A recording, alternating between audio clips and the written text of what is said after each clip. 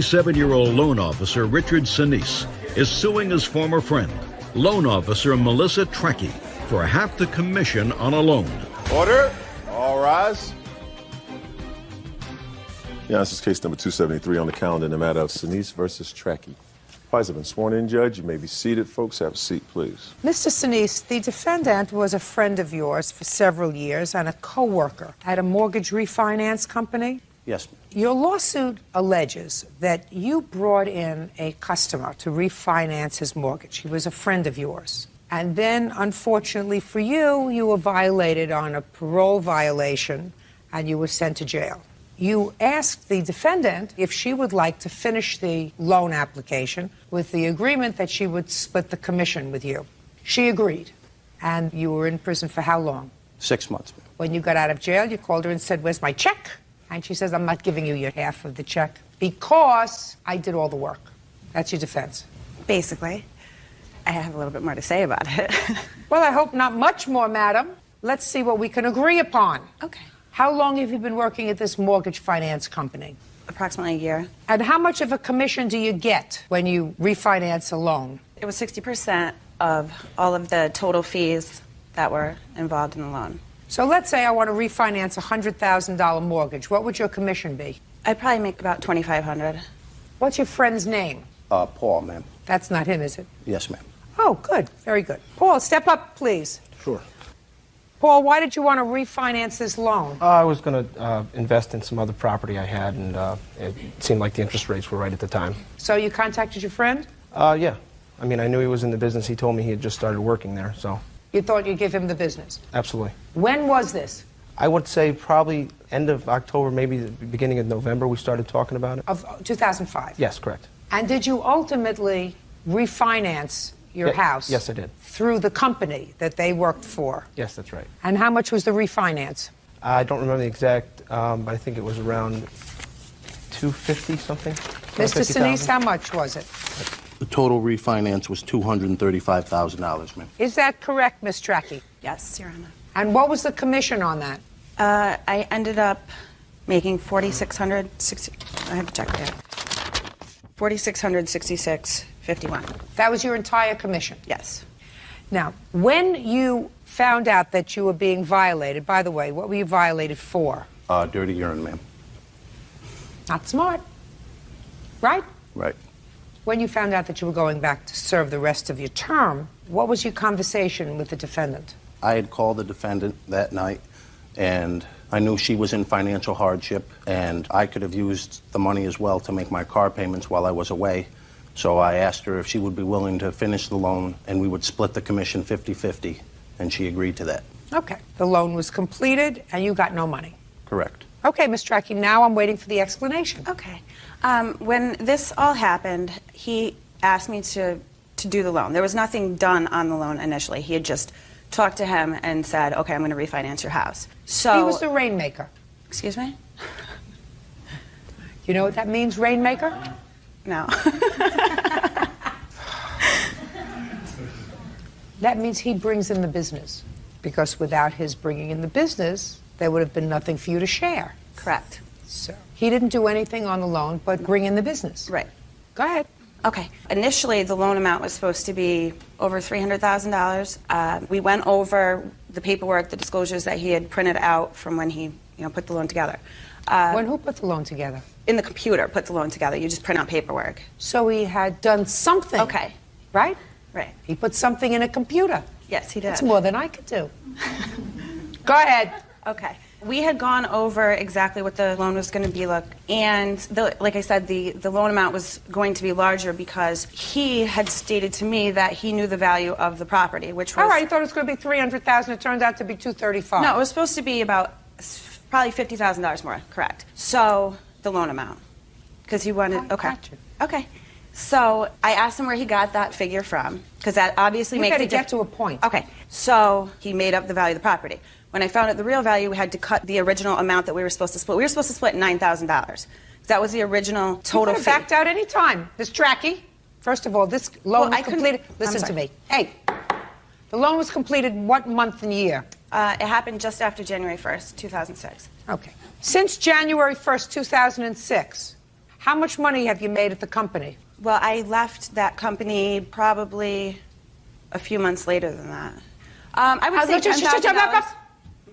Since January 1st, 2006, how much money have you made? $50,000. I hope that the IRS is listening very carefully. How much money have you made since January 2006? To be honest, I didn't file my last taxes. So, Ms. Track. yes.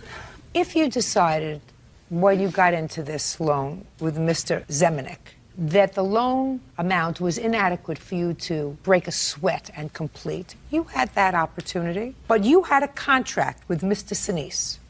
Your contract with Mr. Sinise was you were going to split the commission. It wasn't I will split the commission with you of $9,000. That was what our No, it was not. Because that amount fluctuates. You got $4,666.51. Now, do you think that I think that Mr. Sinise said to you, I will split the commission, but if it's $4,666.51, you can keep it all yourself? No. No. No. But when you're dishonest with somebody about the original contract, and I found that out through the Say process. no, my dear. Say I don't want to do the loan. Well, he was in jail, so I So couldn't I tell say, him that, Mr. and Zemanek, I don't want to do your loan. It's not worth my while to do Well, your loan I for still could make the money. $4,666.51. I would rather make nothing. I would rather make nothing than make $2,300. It's not worth it to me to make this lowly amount of money, especially when I don't have to share it with the government. Well, I got an extension. I am filing. No, the time to file, madam, is past. Let me explain something to you. It passed October 15th. If you got a 6-month extension, it's over. Finished. They're going to come looking for you. They're going to steal your clothes. Judgment for the plaintiff for the amount of $2,333. Thank you very much. That's all. Parties are excused. You may step out. It's like that? I definitely didn't backstab my friend because we had been friends since then. He told me to forget about the money until he got mad at me. She didn't want to do me a favor when I was incapable of doing it myself. Because I didn't do him a favor and get perfume for his girlfriend. 1 cent just cost her over $2,300. He's a punk. Tina Smoot is suing ex-boyfriend John Bambino for a loan she made him while he was between jobs. John claims Tina manipulated him with her money. All rise.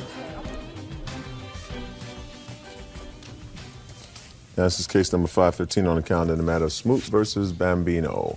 Parties have been sworn in, Judge. You may be seated. Ma'am, have a seat, please. Ms. Smoot, you and the defendant were dating, according to your complaint, and you loaned him some money. Yes. Mr. Bambino acknowledges that you gave him money, but he said it was just that. It was a gift. There was no indication when you gave him this money that you expected repayment of the money. You were sort of helping him out at a time that he needed to be helped out financially. He's counterclaiming because he says that in a fit of rage, you damaged his car, his clothes, and he also believes that you harassed him. That's his counterclaim. So tell me when you met him. I met him in August of last year. And when did you lend him the money? In December of last year. Tell me about it. John had lost his job and he couldn't pay his rent. When did he lose the job? November. What kind of job did you have, Mr. Bambino? Car salesman, ma'am. How long did you have that job with that company? 7 months. Before that, where did you work? He's a correction officer for the state of New Jersey. How long were you working there? 15 years. Go ahead. In December, I was coming into some money through a lawsuit, and I had extra money, and, you know, he asked me to lend him his rent money for the month of December, and that's what it was. I lent him the money. How much was it? It was $1,200. $1,200 for rent. Go ahead. And one bill is $452.07. What was that for? A home entertainment system. Who bought a home entertainment that system? I bought for him, that he was supposed to pay me back for. No. Miss Smoot, listen to me carefully. If somebody doesn't have money to pay his own rent, then you don't buy him a home entertainment center and expect him to pay you back. You're not a baby, right? Right, Your Honor. What else? Cable bill, $100. I have a check that he wrote, that I gave him a blank check to take to the doctors that has his name in the memo for $80. Did she give you a blank check to pay a doctor? Yes, ma'am. What else? A gas bill for $100 in December. $100 even? Well, his gas bill is way more than that, but I only paid $100 on it. Go ahead. 2 checks for food, one for $87.40, and one for $42.71. Made out to whom? To Acme. Did you use those 2 checks? No, I wrote them. He doesn't know you for that. Okay, What else? that's it. Okay, Mr. Bambino. Ball is in your court, sir. Where are you working now? Chevrolet 73. So you're back to work. Yes, ma'am. Fine. So Ms. Smoot says that you said, if you pay my rent, as soon as I get a job, I'll pay you back. You say that's not true. Tell me what happened, Mr. Bambino. By the way, how old are you, sir? 43. Have you been married? Yes, ma'am. You have children? I have 2 daughters, How old are they? 17 and 24. When did you last live with them? I have custody of my younger. Actually, I've had custody of both since my divorce in '98. I have custody of my youngest now. So how are you supporting the children? My mother helps me out, but I mean, I just ran into a tough time between, like, let's say the Monday before Thanksgiving, and I started my new job January 5th. Right. So it was approximately 6 So weeks. what you're telling me is your mother helps you out. She helped me out in that particular time frame, yes, in the beginning of January. Go ahead, I'm listening. I met Tina, as she said, in the middle of August. We started the date. Would you try looking at me I'm sorry, yes, rather ma'am, than keeping sure. your eyes closed? It's disrespectful. I'm sorry. I met her in the middle of August at a club over in Philadelphia. Approximately 2 weeks later, she accused me of staring at a woman on the track. She told me to get in her Jeep. She started to give me a ride, which was the ride from hell. She just started driving down the interstate, doing approximately 70, 75 miles an hour, weaving in and out of traffic. But after that, you took money from her. No, well, ma'am, it's... Listen to me. After that, you took money from her. So I'm not interested in a ride I didn't from take hell. money. Yes, you did. She gave me the money, ma'am. That's not what I said. I said you took money from her. Yes. After the ride from hell, which would have put me in a different county from somebody like that, you took money from her. Yes. Right. Did you think that the story you were going to tell me was going to make you a sympathetic character? Not at all. Good. Let's get to the money. Come on. Oh, well, after several pretty bizarre things that Tina pulled between September and December, I tried cutting off the relationship several times. Tina's texts me 15, 20 times a day, calls me, begs me to let her back into our relationship, start our relationship over. Is this your child? No, ma'am. She's a witness in this factor. Tina, I let back in approximately 7, 8 times between September 1st all the way up to the February 11th. She just constantly says I'm cheating on her. You want to know something? You want to tell the sad story? Go on Dr. Phil. Right. To me, I want to know. To me, I want to know about the money. The money. Tina would manipulate things and try to get me to let her back in. And after 3 or 4 weeks of constant texting me every day and please begging me to let her come back and start the relationship over, I did it several times. Tina... Bambino, listen to me carefully. Get to the money. I am? In December, she may be desperate and she may find something about you attractive. Mr. Bambino, I do not. I know that. You are 43 years old. You look every day of it. I know. And then some. And Mr. Bambino, and then some. I have children who are 43 years old, sir. That's not you. That's the first thing. Second thing is, let's get to the money in December. Excuse me, you date him? No. Perfect. Get to the money. All right, I let Tina come back over in early December. She laid $1,200 on my couch and said, pay your bills with this. I don't care when you give it back to me, just pay your bills. She insisted. I did pay. I paid my rent with it, of course. The other things, utilities, she paid $100 for the heating bill. Mr. Bambino, how do you think Miss Smoot knew that you didn't pay your utility bills and that you didn't pay your rent? How do you think? By communicating By you with telling me. her. And it was that kind of casual conversation that inspired her to leave the $1,200 on the table for you? Yes, ma'am. And it was at that time that you were concerned about her bizarre behavior that she exhibited 6 or 7 times. Over that 6-month frame, yes. Now, you were a corrections officer for 15 years, sir. You knew that there were certain prisoners that were dangerous, Sure. right? Yes, ma'am. And when you were dealing with a dangerous prisoner, there were certain protocols. You made sure that you didn't put yourself in harm's way. That was your training, right? Absolutely. So here you're dealing with a lunatic, somebody who over the course of 6 or 7 months is doing crazy, bizarre things. So instead of cutting it off, you know where the courthouse is. So if you know if somebody is stalking you, somebody is annoying you, you go to the courthouse and you say, this person is stalking me, annoying me, I need a protective order. Instead, you had somebody stalking you, you took their money. No. You took their money. I didn't say loan, I didn't say gift, I said you took their money. Well, you did, you just told me that, Mr. Bambino. You told me she was stalking you, harassing you, doing all kinds of bizarre things, and she put $1,200 down on the table, and she paid your bills, and you took it.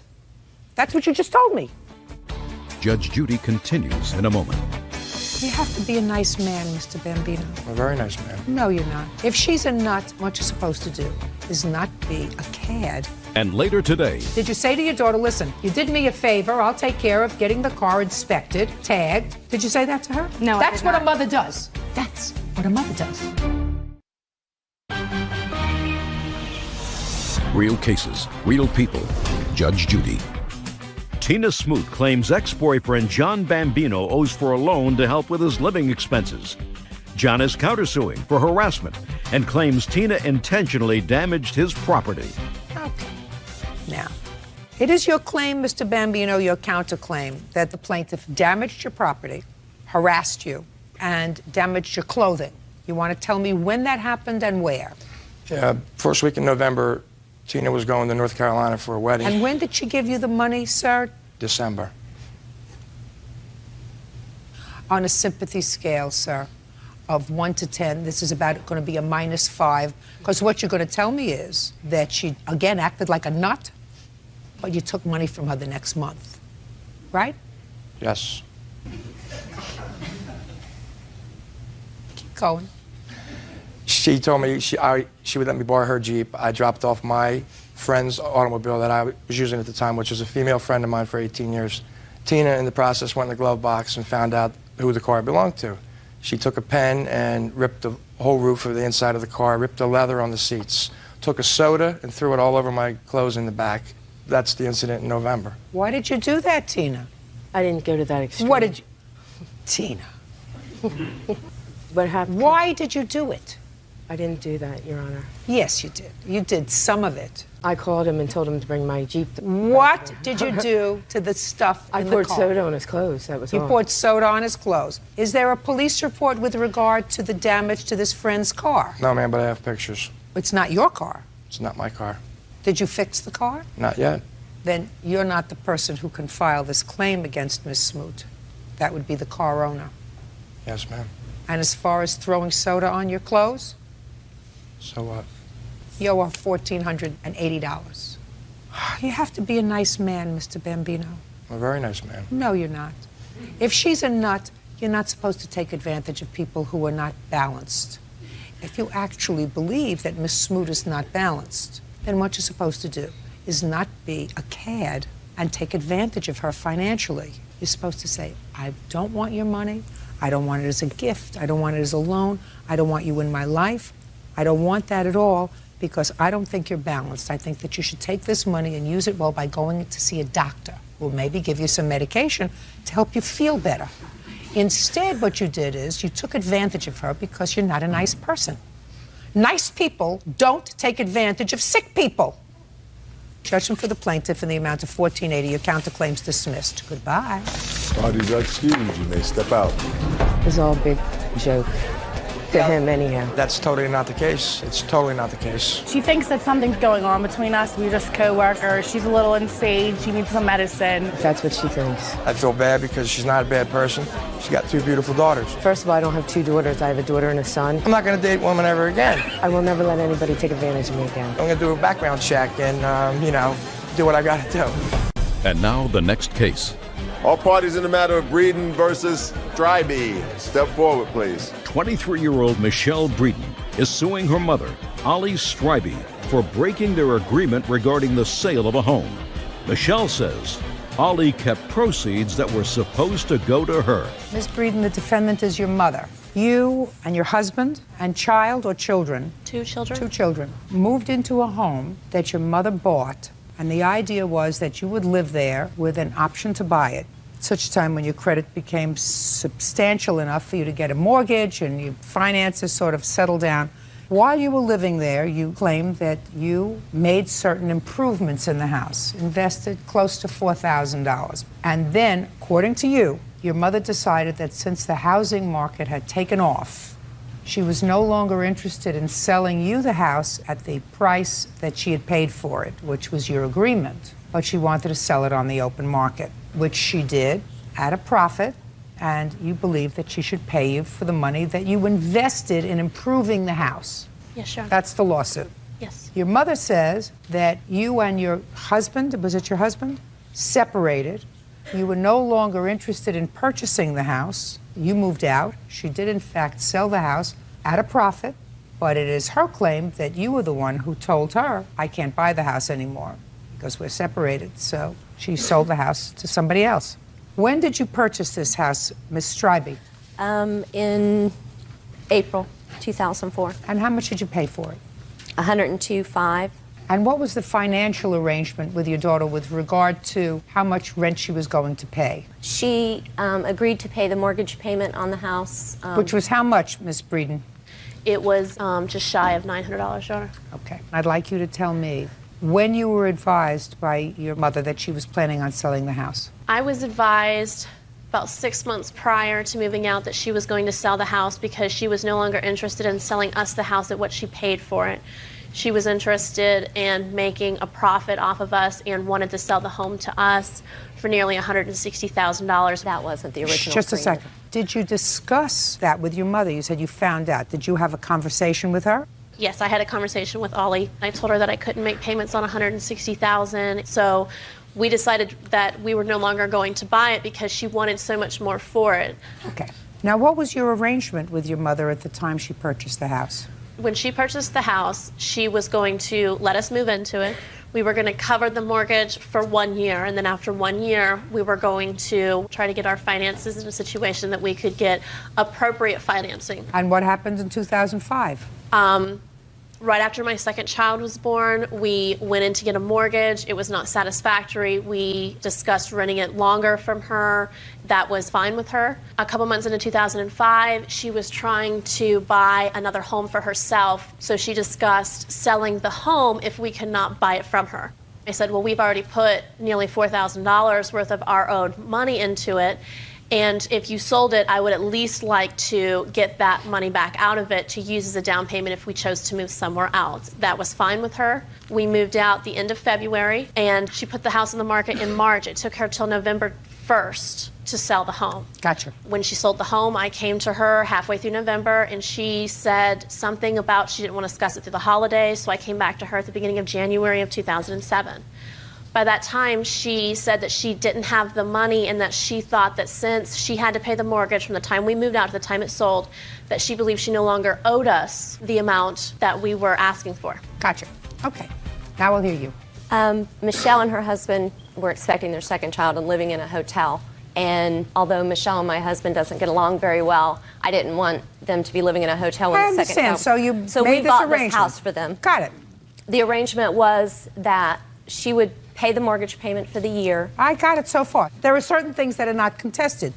You were a nice mom, bought the house, let them live in it, covered the mortgage payment, and then there came a time when you wanted to buy another house. You couldn't buy another house because you already had this house. So let's go. The arrangement was for her to buy the house at the end of a year. I told her I'd give her a year. She So said that. at the end of that year, she didn't have her finances Got it. fixed. Got it. That's what she said. So her husband had moved out. She said that she couldn't afford to make the payments anymore with him paying for someplace else to live, and that she was fine with me going ahead and putting the house on the market, and that they would move out. Our original agreement for the year was at the end of the year, if I sold her the house, I would credit her how much she's paid for the mortgage, so that would cover her 10% down she needed to buy it herself. I'm talking about the $3,900 that your daughter says you discussed at the time she moved out, that she had invested in improving the house, and that you had said to her, the time when the house is sold, I'll give that back to you. I don't remember that conversation, not when she was moving out. I only discussed with her when we first bought the house that any improvements she made in the house at that time, if she didn't buy the house, I would pay her back for it at the end of the year. Oh, fine. So that discussion was had. Fine. Let me see what you put into the house. How much did you sell the house for, Ms. Strybee? $140,000. 9.5. Okay.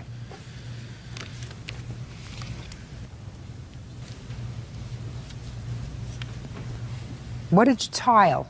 We tiled about 1,000 square feet, the kitchen, the living room, the dining room, both bathrooms, and a hallway. The only thing in the house that wasn't tiled was the 3 bedrooms. She bought the tile and I put it down. It's fine. You got the profit. How much did you clear, Miss Strybey? Altogether, we probably made about $20,000 off the house. Okay. And I did give her, during this period when we were selling the house, they had repossessed her van and she had no transportation. So I signed over my 2000 Jeep Grand Cherokee to her. That agreement for that Jeep has nothing at all to do with the home. My first child, I gave up to adoption within this period of time. And I was going to give it to a couple that was in Miami that I did not know. And she came to me and said that since I did not have a car, that if I gave my child to her friends, she would give me the car, and her friends are very good people. But that was the agreement for the Jeep, and that has nothing at all to do with this home. That's not true. I would never offer to sell my grandchild. That was what he needed, because he had already been taken out of her possession once and placed with me for custody. How old is he? He's 6.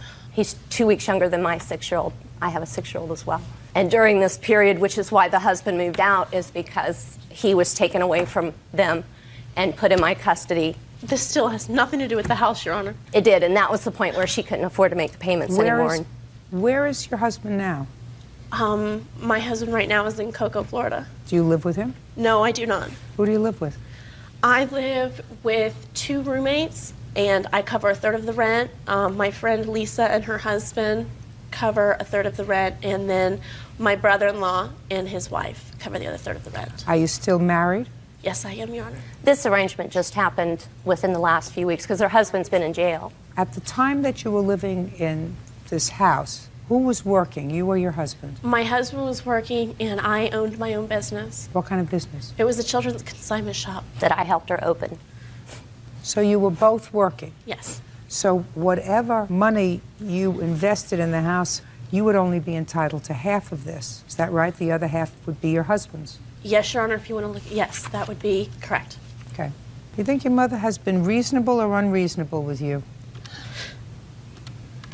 I think my mother has been selfish and incapable of being a mother. In the relatively short time, Ms. Strybey, that I have to spend with you, I'm never going to be able to figure out the pathology of your family. Mm-hmm. But it clearly seems to me that your daughter, whether rightfully or wrongfully, labors under the assumption that you had an agreement, which I find to be potentially a valid agreement, that whatever improvements they put into the house that might inure to your benefit when you sold the house, you would reimburse her for if the house wasn't sold to them. That's a reasonable expectation. And truth is, you sold the house for a profit. And if it were me, I would have said, you know what? She's not in great shape. Let me give her what she put into it and let her move on. That's what I would have done. I did offer, when she started looking for another home right away, I went out with her, and I was more than willing to help her find another home. And if she at some point in the future, you know, was going to buy one, her father and I had already discussed, you know, we would each pay half the deposit. I've given her lots of money. I assume that that's true. But I've always made her pay me back, and I think she's very ungrateful. Okay. Judgment for the plaintiff in the amount of $1950, which represents 1/2 of the amount that you invested in the house. The other half is not your claim, belongs to your husband. Okay. Got it?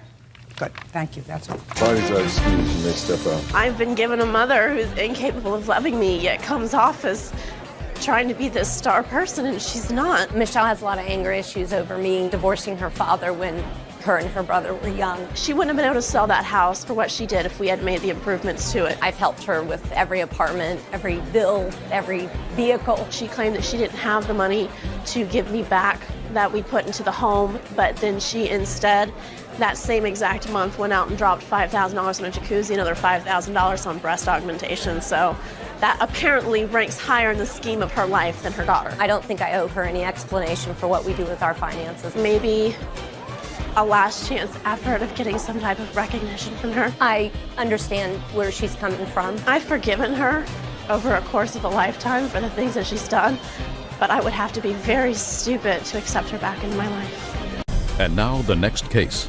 All parties in the matter of Paradeza versus McQuay Jackson, step forward, please. 18-year-old Jenny Paradeza is suing schoolmates Samuel and Stephen McQuay and their mother, Evelyn Jackson. Jenny claims the boys stole her school backpack. You can sit down. Thank you. Miss Paradeza, Yes, Your Honor. you're a high school student? Yes, that's correct. According to your complaint, you had some trouble with your car one day in school, and security guard was helping you out, getting it started, and you put your book bag and your valuables down on the ground. Yeah. And your property was stolen. And it is your claim that the defendants and others were responsible for taking your property, and you want the value of the property that was taken and a little bit extra to punish them. Correct. The defendants, while they acknowledge that they were there, say that they didn't take the property and they're not responsible. When was your property taken?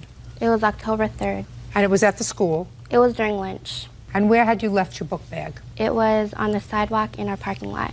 Why didn't you take the book bag and put it in your car? Well, after I figured out that my car wasn't starting, I panicked, so I put my stuff on the floor. I wasn't even Well, I thinking understand about that you the put your stuff on the floor. It would have been smarter to take your stuff instead of putting it on the floor, Yeah, putting it in your car, Mhm. right? Okay. Now, when did you find that it was missing? After I turned off my engine, I went back and looked on the sidewalk, and it wasn't there. Good. Now, what makes you believe that these two young men had anything to do with taking Well, your bag? After I had told the security guard that my stuff was stolen, they took me back to their office, and we went over the surveillance cameras that are in the parking lot, and it showed my backpack on the floor, and then it showed that after the boys had passed my backpack, it was gone. And these two boys were in that group? Yes, they were. Is that right? Yes, ma'am. Gentlemen, Yes, ma'am. what's your name? Sam McQuay, Jr. Stephen McQuay. Brothers? Yeah. Yes. Yes, ma'am. Better. Who was with you that day when you passed this backpack? My friend Jonte and Antoine and Eric. Who took the bag? My friend Antoine. And what did he do with the bag after he took it? He ran to the second floor to the bathroom How do you know that? because I was right outside the bathroom when he took it. Who else was outside the bathroom door? Me and my brother. So you were looking out. No. You were the no, Your Honor. lookouts? No. How big is the school? How big is the school? Big. How many floors? 3. And how many rooms on each floor? Don't know. How many kids go to the school? Don't know. More than 500? Yes, Your Honor. So there are lots of classrooms. So you mean it's just coincidental that after Antoine took the bag and went to the bathroom, you happened to be standing outside the same bathroom? I was with him when he took the backpack, then we went to the second floor together. We? Good. We took the backpack. He physically had the backpack, right? Yes, ma'am. But the word that you used was we. We took the backpack. Isn't that what you said? Yes, ma'am. This is your mom? Yes. So glad that you brought them. You know why I'm glad that you brought them, Miss Jackson? Why is that? Because he actually thought that he was going to be able to fool me. He actually did.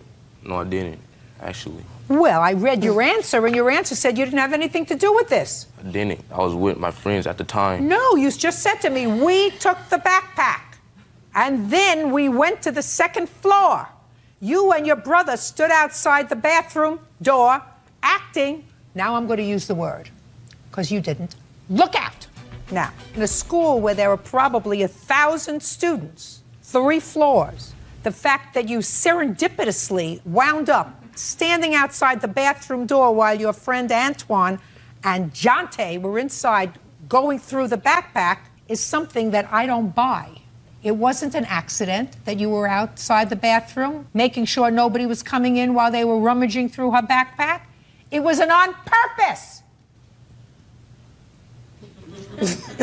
So it doesn't make any difference who it was that actually had their hand on the backpack. You were all involved in taking it and making sure that the rightful owner didn't get it back. That's what it means when you act as a lookout. We weren't a lookout, Your Honor. We was No. talking to some friends. We weren't looking out. We didn't have Just nothing, talking to some friends outside the same bathroom where Antoine was going through the backpack. because that's where they were. Just listen to my statement, sir. Just coincidentally, you went from the street where Antoine took the backpack, followed him to the bathroom. He went into the bathroom to check out the backpack. and you were standing outside talking to some friends. It would seem to me if you had nothing to do with this taking of the backpack, you would want to get as far away from Antoine as possible. And that's exactly why we went to the gym. No, your brother just told me you were standing outside the bathroom. After we were standing at the bathroom for a minute, we went to the gym. And then they left out and went to the lunchroom. How do you know they left and went to the lunchroom? Because we seen them that day, just after that day. No. Let's see what you say here. Let's see what you say here. Sam. Who's Sam? That's me. That would be you. I followed the guys all the way up to the second floor hallway. The other kids took the bag in the bathroom. My brother and I stayed in the hall near the bathroom only because we ran into a friend. The kids came out of the bathroom with an identification card and the backpack and threw it in the trash. No one had any money. That's not, we just stayed there and then we went out and we didn't see them come out of the bathroom. We just found out about it in the lunchroom. You say, Sam, that you saw them come out of the bathroom with an identification card and the backpack and threw it in the trash. Were you lying here? No, Your Honor. Oh, okay. Well, that's a little different story than you just told me, young man. You think you're smarter than I am? Never in your life. Never in your life. If you live to be 104, will you be smarter than I am this day? I will. Maybe so, Your Honor. You will? Yeah. Maybe so. Never happen. Never. How would you know? Because you're there and I'm here. That's how I know. That's what you think. That's how. Because you're there and I'm here. That's because in 5 minutes I was able to catch you so far in 2 lies. Not 1, but 2. Tell me those 2 lies. Listen, it's not my job to tell you. I'll give you a copy of the tape, sir. You can go home and watch it yourself. Then you can kick yourself in the behind with your own foot. You're responsible, just as if you took the backpack. Okay. You are responsible for standing outside that bathroom and acting as a lookout while your friends rummaged through it. And if they had come up with a whole bunch of money, they would have given you some of it. The point is, Your Honor, we didn't take nothing. I'm not speaking to you. Close your mouth until I talk to you. How much was your backpack worth? Well, everything that was stolen was about $750. Like what? Give me what was stolen. My wallet. What was in your wallet? It was $50. Okay. I had to replace all my IDs. I had gift cards in there, my earpiece, and a calculator. There was no earpiece in there, ma'am. I love it. I love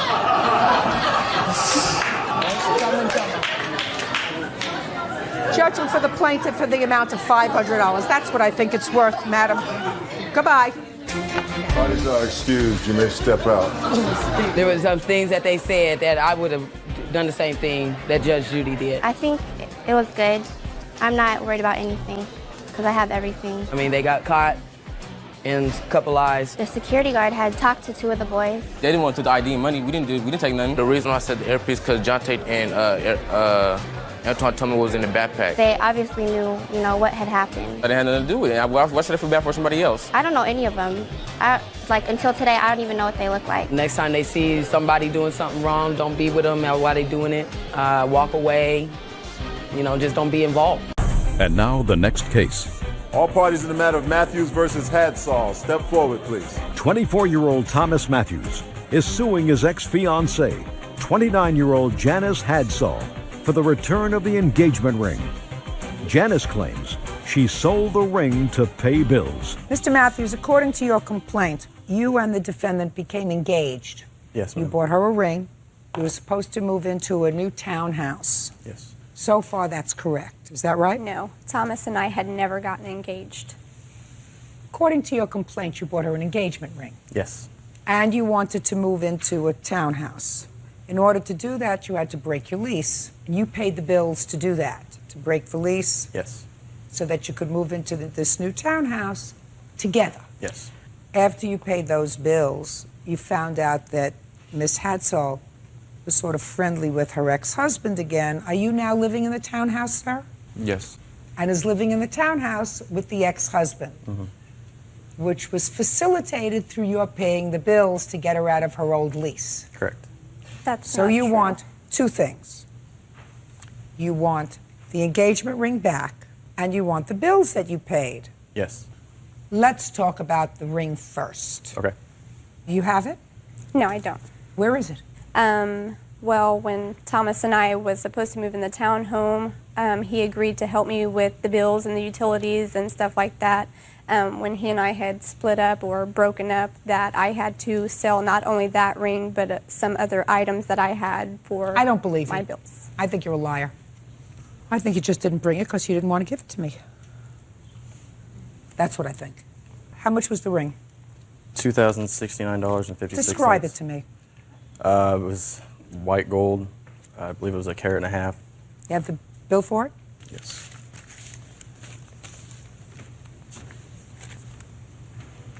Well, that's what Kay Jewelers calls it, an engagement ring. And Kay Jewelers doesn't lie. Talk and talk fast. We had started dating.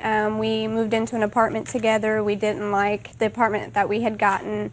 He and I had some problems. We decided that after we were going to move out of the apartment together, that we went ahead and split up, and he moved out immediately into his parents' home. We had talked about, before we moved into the townhome, possibly getting back together. The day after we got back together, he told me to meet him at the apartment, that he had a gift for me. When he showed up at my place, he gave me the ring. And I told him, you do understand that we just got back together, that we're not getting engaged. He said, that's fine. He had asked me, when do you think would be a good time to get engaged? And I told him, not even for a year from now. You're And not he a said that nice was person. fine. You're not a nice person. Because whether you said it or not, bottom line is, you're old enough to know what an engagement ring looks like. And if you accept it, and if later you go back to your ex-husband, you be a nice person, and you give him back his ring so he doesn't feel like a fool. Do you understand? Yes, ma'am. Do I make myself clear? Yes. Sometimes in a relationship, you are either the dumper or the dumpee. You got dumped on. The second part of your claim is that you got dumped on because you paid the bills to get her out of a lease so that she could move into a place that she really liked. And she did move into a place she really liked, only not with you. That's something that's not nice, but it's not something that's actionable in a court. Okay. Do you understand? Yeah, I do.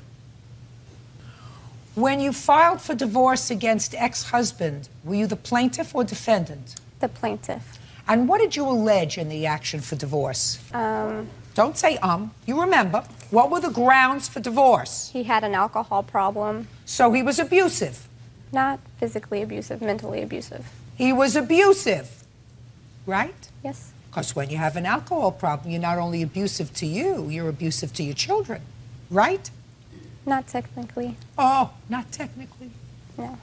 No. How do you think I'm so smart? You think he doesn't have an alcohol problem now? No. You don't think that? No, I don't. And you brought him back into the lives of your children. Yes, I did.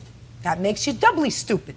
But that's your prerogative. Meanwhile, you owe him $2,070 for the engagement ring since it's not here. That's all. Step out. Parties are excused. You can step out. I think she was not very understanding at all. I just wanted to get my stuff back and be done with her. Thomas had to buy people's love and affection. I don't need to buy affection. I have a lot of people who love me and a lot of friends. This is his way of getting back at me. It's been the best thing that's ever happened to me. Being done with her and moving on with my life. Bail bondsman Aaron McAllister is suing former client Elena Zadevich for unpaid bail money. Elena says Aaron was supposed to let her work off the bond. Order, all rise.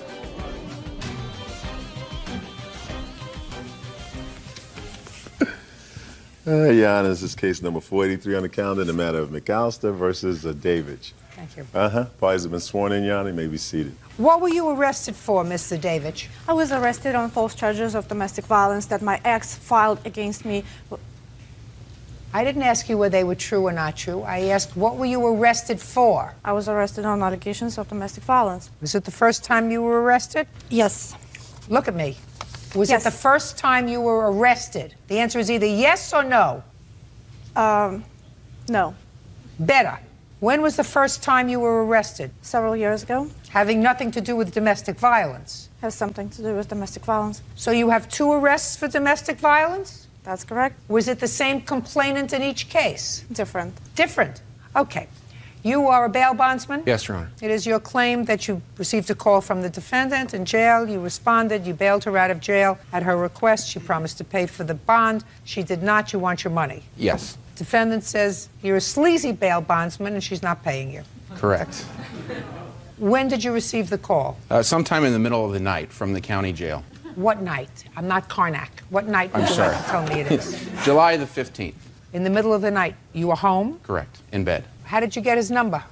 It was posted on the wall in the county jail. You have your home number posted in the wall in county jail? No, ma'am. It's an office number that forwards to my cell phone in the evening and weekends. I see. I wouldn't think that you'd want your house phone No. to have a number. Okay. What did the defendant say to you when she called? That she was in jail and she had to get out. She had to get to work the next morning. If she didn't get out, she would lose her job. What kind of job do you have? I'm an executive assistant. For whom? For a small media startup. How long have you had that job? Close to a year. 10 months? Something like that. Where did you work before? I was managing a medical spa. Where? Walnut Creek, California. Okay. Have any family here? Just my 2 children. How old are they? 6 and 2. They live with you? Part-time. Who do they live with the other part of the time? Well, my son lives with his dad, and my daughter part-time lives with her paternal family. Maternal or paternal? Paternal. Paternal. So the father's family, father's parents with her grandparents? No, his brother and his family, they live very close by, about 10-minute drive from where I live, and she's there a lot because I work full-time. Okay. So you had to get to work at the media startup company when you called him? Correct. Did you tell him that you were going to take care of paying his bail? What happened was I told him that I didn't have any money. No. When you called him on the phone from jail, you told him I don't have any money? Correct. Is that right? No. Of course not. Right. I wouldn't. Of course not, because if you tell you, please bail me out of jail, but I don't have any money, and he doesn't know you from a hole in the wall, he's not getting out of his warm bed in the middle of the night. Madam. Well, he did. No. He did. The question was, did you tell him that you didn't have any money? Yes, I did. He says you didn't, and I'm saying I believe him that at that time you didn't tell him I have no money. Because if he's in business and he gets a call from a stranger, you are a stranger, right? Correct. That I want you to get up out of bed, drive over to the jail and bail me out. But by the way, I have no money. He'd say, call somebody else. That's exactly what I said. All right. I don't believe you. Go ahead. We discussed that she had a CD, and the CD was maturing within the next 30 days, and that there would be ample That you would money. have money. Correct. In the CD to pay me out of the proceeds of the CD. And she didn't want to cash it in early because she didn't want to pay the penalty. I agreed to those terms within 30 days that she would use the CD. Was this on the telephone? That was on the telephone. Okay. Because you did ask her the question about money. Correct. And when you said, do you have money, what did she say? I have a CD. Okay. So, did you tell her how much the bail would be? Correct. 10%, $5,000. Because she had $50,000 bail? Correct. That's a high bail for domestic violence. It is. Do you know why it was so high? That's per the schedule in that county. That's always $50,000 for a felony charge. It was a felony. Yes. Okay, go ahead. So we get her out. We memorialize our agreement in writing. She Can I signs see it, a please? bail contract and the agreement to pay. Can I see it, please? Okay, so you signed an agreement to pay him the $5,000. I had no choice.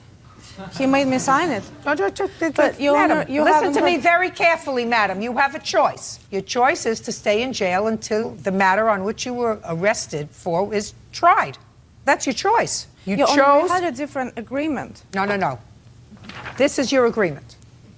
This in here is your agreement, in the four corners of this agreement. And what I asked you was, did you sign this agreement? And the answer is either yes or no. Not yes, I was forced to sign it. Yes, I did sign that agreement, but aside from that, there was an oral agreement that took place between me and Mr. McAllister. I'll get to you in a minute. Okay. Go ahead. Once the agreement's signed, I get her out of jail. She says, now what do? I live 30 minutes from here. I agreed to give her a ride. She's worried about getting to work, so I give her a ride. And it's about 30 minutes away. So during that time, she tells me the entire story about the arrest, and I attempt to be understanding that, she was arrested, and I'm sorry, and that's a bad thing, and you're dealing with a breakup, and, how she caught her boyfriend with his new girlfriend laying on the couch that she paid for or she picked out. And the entire time in the car, Would you look at me when you're telling me this story, Mr. McAllister? Look at me. Don't look down there. Sorry. The entire time in the car, she says, I'm not a stalker, I'm not a stalker. I go, okay, sorry, you're not a stalker. No problem. Okay, I'll get you to your vehicle. Well, the vehicle's parked 3 blocks away from the house where she was living or where she was arrested. So there's obviously something going on there. Anyway, I get her out, she signs the agreement, and she refuses to pay me. Just a second. When did she sign the agreement? Immediately upon release from the county jail. Okay. And then you drove her to her car. Correct. And you dropped her off at her car. Yes. And she never paid you. Right. I made When repeated for the first time did you contact her with regard to payment? Well, within 10 days, we sent her an invoice, just a reminder of the payment terms, and sent her 4 or 5 subsequent invoices that went answered with these rambling letters talking about... Do you have a copy of the letters? I do. Can I see them, please?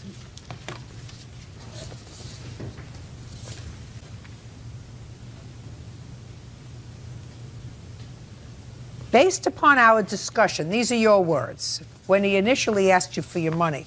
Based upon our discussion, it was my understanding that we would discuss my opportunity to provide some type of service to you and your business in lieu of paying you $5,000 for a relatively risk-free, as you put it, bond. I am still awaiting the opportunity to make good on my offer to work for your company.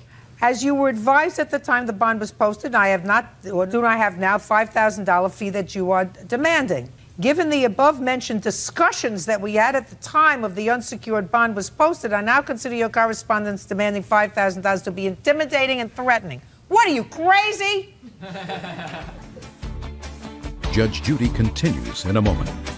On the way to my vehicle, he makes comments about my physical appearance, and he says, a pretty woman like you, maybe we can work something out. And later today... What's wrong with you? Don't you have any pride at all? Yes, ma'am. Where is it? Show me.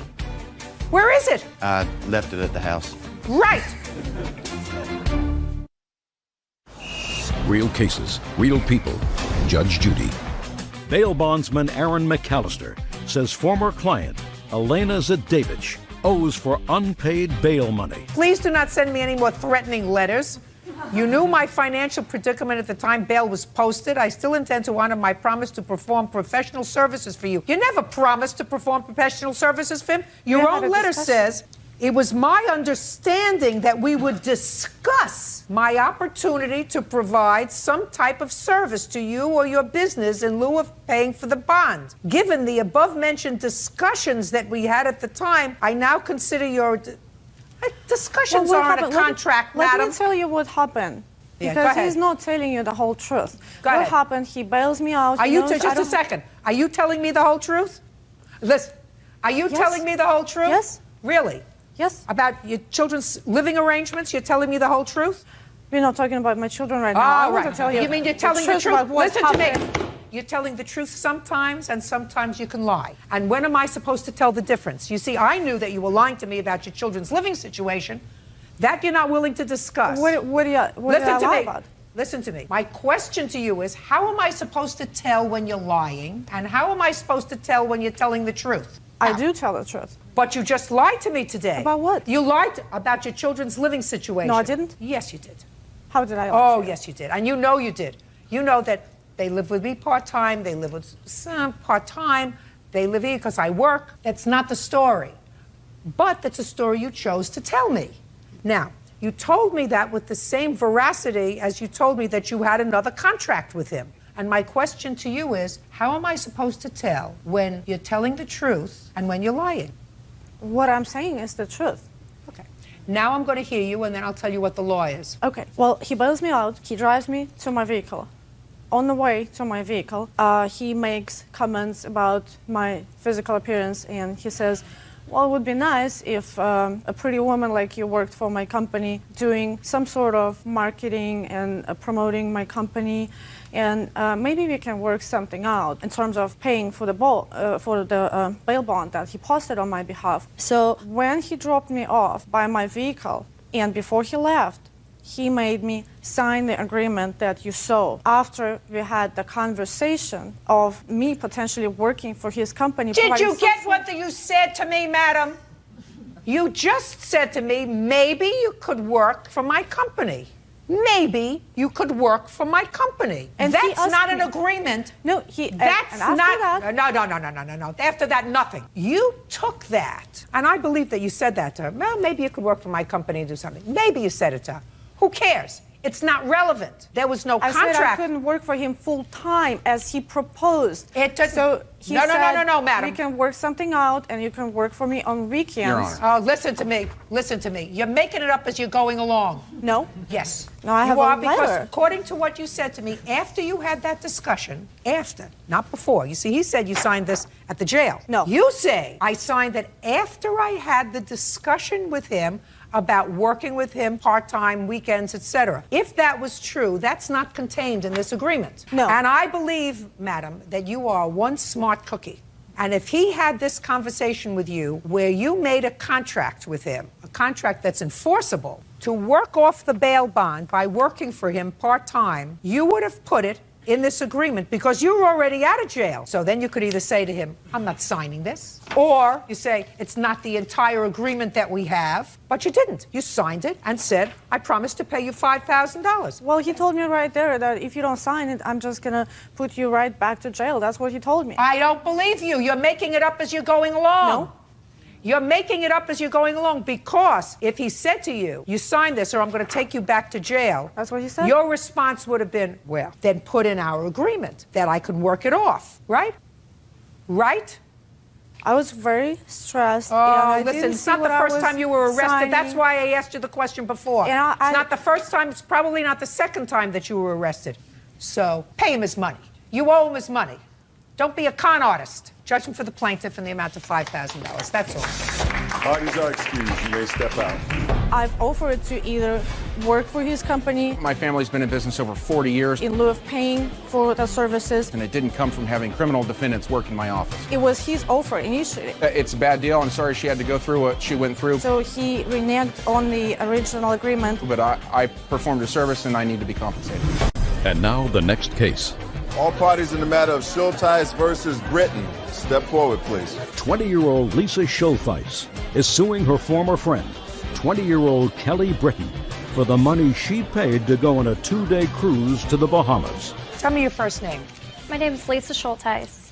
Kelly. You two gals used to be friends, is that right? Yes. Yes. And at some point, Kelly, you lived with Lisa and her family? Yes, over the summer. How long had you been friends? We've been friends since 5th grade, about 10 years. This is your lawsuit. Kelly was getting married. Yes. And she prepaid non-refundable tickets, allegedly, for her honeymoon. And that was going to be where? The cruise was going to the Bahamas, Nassau. And that was for you and your fiancé. Yes. And when the wedding sort of went off, you asked her if she wanted to go. Yes. Because these were non-refundable tickets. She said yes. And according to you, you paid her the $600 Yes. for the ticket. Then you had a fight, and you said, I'm not going, and I want my money back. Now, Ms. Britton says two things. She said, first, you only gave her $200, and second, you decided not to go. That doesn't mean you get your money back, because ultimately, you did go on the trip, Yes. but you went with your mother. Other than the fact that you say that you gave her $600, is there any proof that you gave her $600? I actually bought a 18-foot diameter swim pool. It's $268 and something change. I decided a month later that I did not want the swim pool anymore, that I would take it and use it towards a trip. So I took the swim pool back and I handed the money to Kelly right in front of my mom. I counted $270. Okay, so that's $270. Yes. That's not $600. I also, well, my mom was there that night. I so far have $270. I have proof if you'd like to see the receipts. Receipts from what? From the swim pool. I believe the swim pool. I believe the swim pool. The swim pool is $270. That's not $600. Yes. I'm a witness to some of it. Are you the witness to anything other than the $270? Yes. Yes, she is. Stand up. You're her mother? Yes, I am. Go ahead. I seen Lisa give her first payment. She come home and she handed her $70, the first payment. The second payment that I seen her give her was $60. And then the deal with the pool, it totaled like $400 I seen her. You weren't there when she gave me the pool money, Donna. Yes, I was. But she gave you the pool money. The last And part of Zach it. was there Well, when he just a gave her the second. last of it. Zach seen her Okay, give him sit down. $95. Ma'am, Honor, the last payment was $95. Zach, the witness, was over at my house that night. They were fighting. I came home from work. I handed Kelly the money. She told me I finished paying off the trip money, that we were pretty much ready to go. It was a week later we got into a fight. and I kicked her out July 21st. Okay, $95 when? That was July 10th, 2006. It was And a when was Monday. the trip scheduled for? August 5th. Were you there that night, sir? Yes, I was. Good.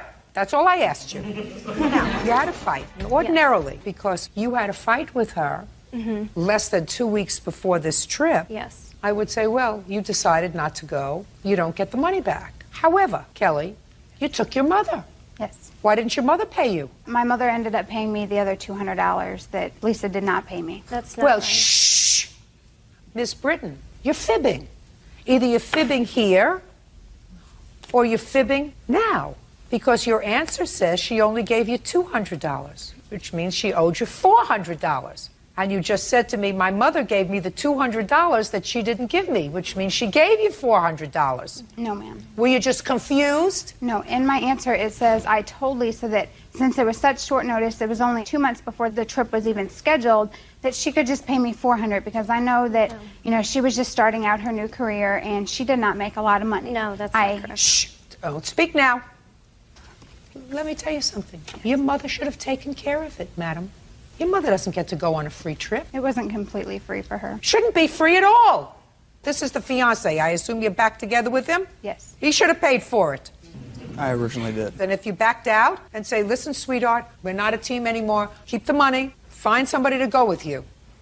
But you don't take him who backed out and your mother who went on the trip and charge her for the trip. That's ridiculous.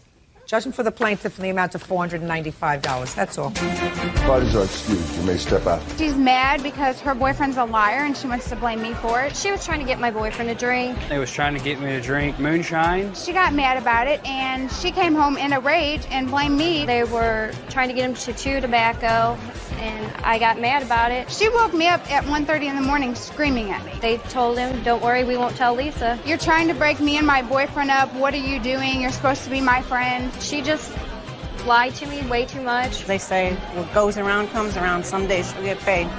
And now the next case. All parties in the matter of Torres versus Briley. Step forward. Music producer Clifton Torres is suing the mother of his children, Brandy Briley, for destroying his music equipment. Brandy claims the equipment was broken prior to the incident in question. Mr. Torres, you and Miss Briley had a relationship, according to what I read, and I assume that you lived together for a period of time. It is your claim that a year ago she ruined some of your musical equipment. You want her to pay so that you can purchase new equipment. That's correct. Miss Briley said that while the equipment that you are complaining about was in fact tossed over during this altercation, the altercation occurred because you pushed her and the equipment wasn't working so well to begin with. I have a few questions. You have children? Yes, 2.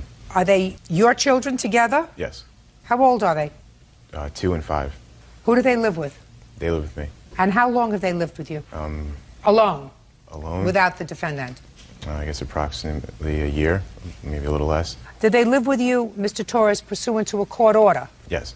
Was there a contested custody proceeding? No. Ms. Briley agreed for you to care for the children. Correct. Now tell me the date of this incident with your music equipment, please. It was November 21st, and I came home from work. It was 5:30. What kind of work were you doing? At the time, I was working at a construction warehouse. Could you keep your voice up, Mr. Torres? I was working at a construction warehouse, and I came home at like about 5:30, and we had gotten into an argument. About what? Just about living arrangements, personal stuff. You know, we just had a lot of disagreements about things. Okay. And the verbal argument turned kind of physical, pushing and shoving and whatnot. And as I left to leave, that's when the equipment was damaged. As I turned, because I was just trying to leave.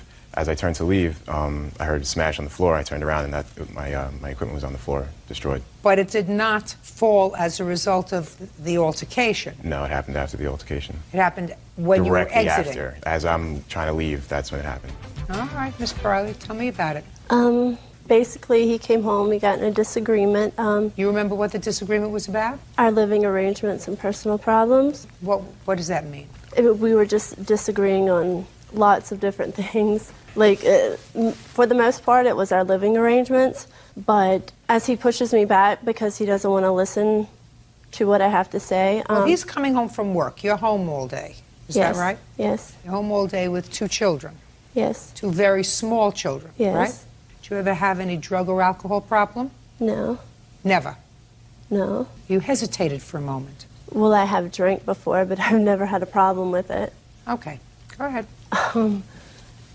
Well, he pushes me back. I go to get my balance on the stand where the NPC equipment was, and it goes to slide off. And I did help it go to the ground. Like, I didn't try and catch it or anything, but my main argument is it was already broken before any of that ever happened. Tell me about it already being broken before. Well, as you know, I stay at home every day, so I did all the cleaning, and it had been in the box for a period of time. And I know he said he wasn't using it for a while, so I would assume it wasn't working. Well, you can't make any assumptions, so you don't know that it wasn't working. From what I understood from him, it wasn't. Did you ever tell her the equipment wasn't working? No, I have a picture of the equipment. It actually, it was actually in the box. I have a picture of the box. Can I see it, please?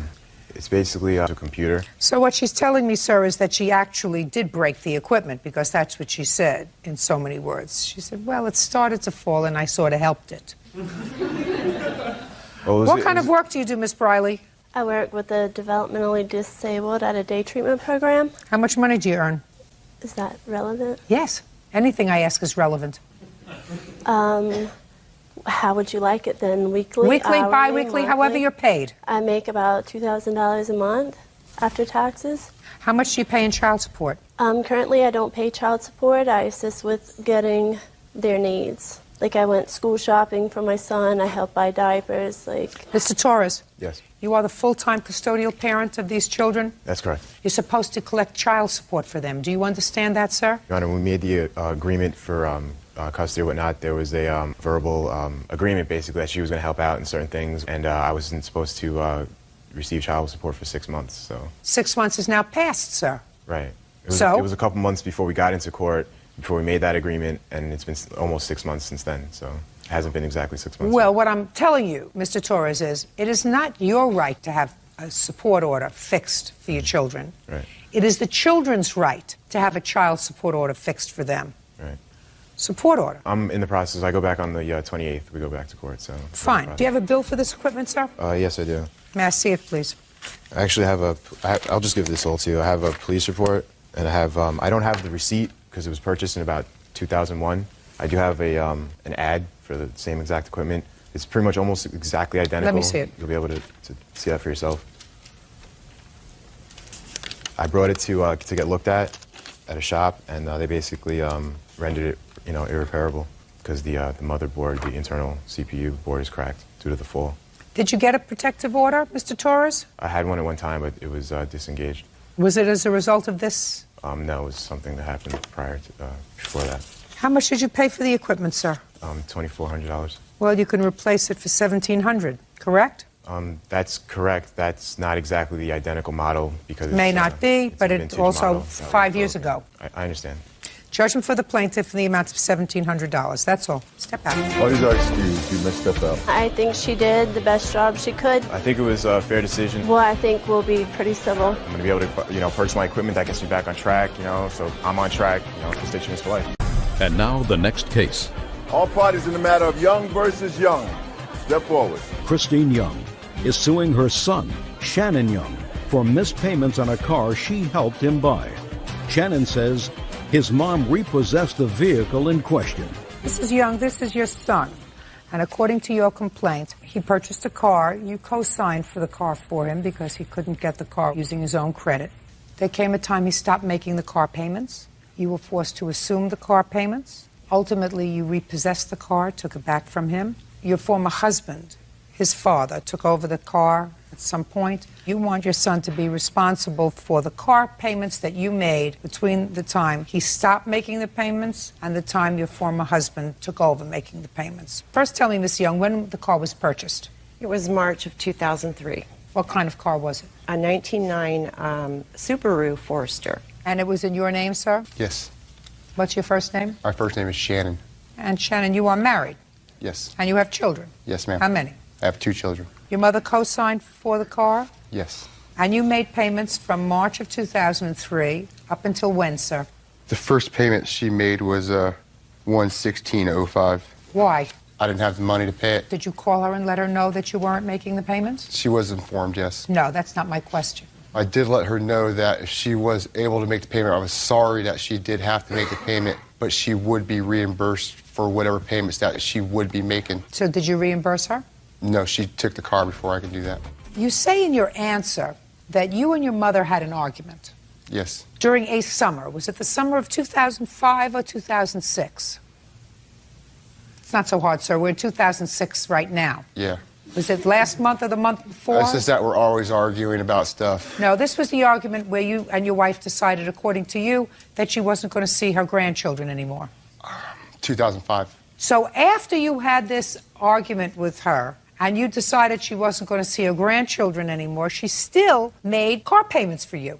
Yes. Right? Yes, ma'am. Even though you weren't letting us see her grandchildren. She was not coming by to see the grandchildren. She was there for Halloween. Thanksgiving came and went. She didn't call. Just a second. I don't ask whether she called. I'm reading your answer, Yes, sir. yes. Your answer said, as a result of an argument that took place last summer, it ended with my wife and I deciding that she was not to see our children, her grandchildren. That is correct. And all I'm saying to you is after you told her, don't tell me what she didn't do, you told her that she couldn't see her grandchildren, she still made car payments for you. That is correct. Why do you think she did that? She's a co-signer on the car. She didn't take the car away in January. She could have. Yeah, she could have. When did she take the car away? I want to say April. She didn't take the car away in February, sir. You didn't make a car payment. No, I did not. She didn't take the car away in March. No. So this lady who co-signed the car because you didn't have reasonable enough credit. You were old enough to make babies, but you weren't old enough to have enough credit to buy a car on your own. So she had to co-sign for you. She had to make payments for you when you couldn't make the payments. Then you had an argument with her. You told her she couldn't see her grandchildren. She continued to make payments on the car for you and didn't take it away. I just want to get the timeline straight. Shannon. Yes. Must have been a really important argument that you and your wife decided she wasn't going to see her grandchildren anymore. Yes. You want to tell me about it? Why we wouldn't let her see the grandchildren anymore? Yeah. She's doing her best effort to involve herself with the grandchildren. She doesn't like my wife, and so she loves the grandchildren because they're her grandchildren. Now, for example, when my first son was born, I called her up from the hospital. And How long ago was this, sir? This was 5 years ago. I'm not interested in 5 years ago. Tell me what happened in the summer of 2005. Well, she called me up asking when I would be able to make a payment for her.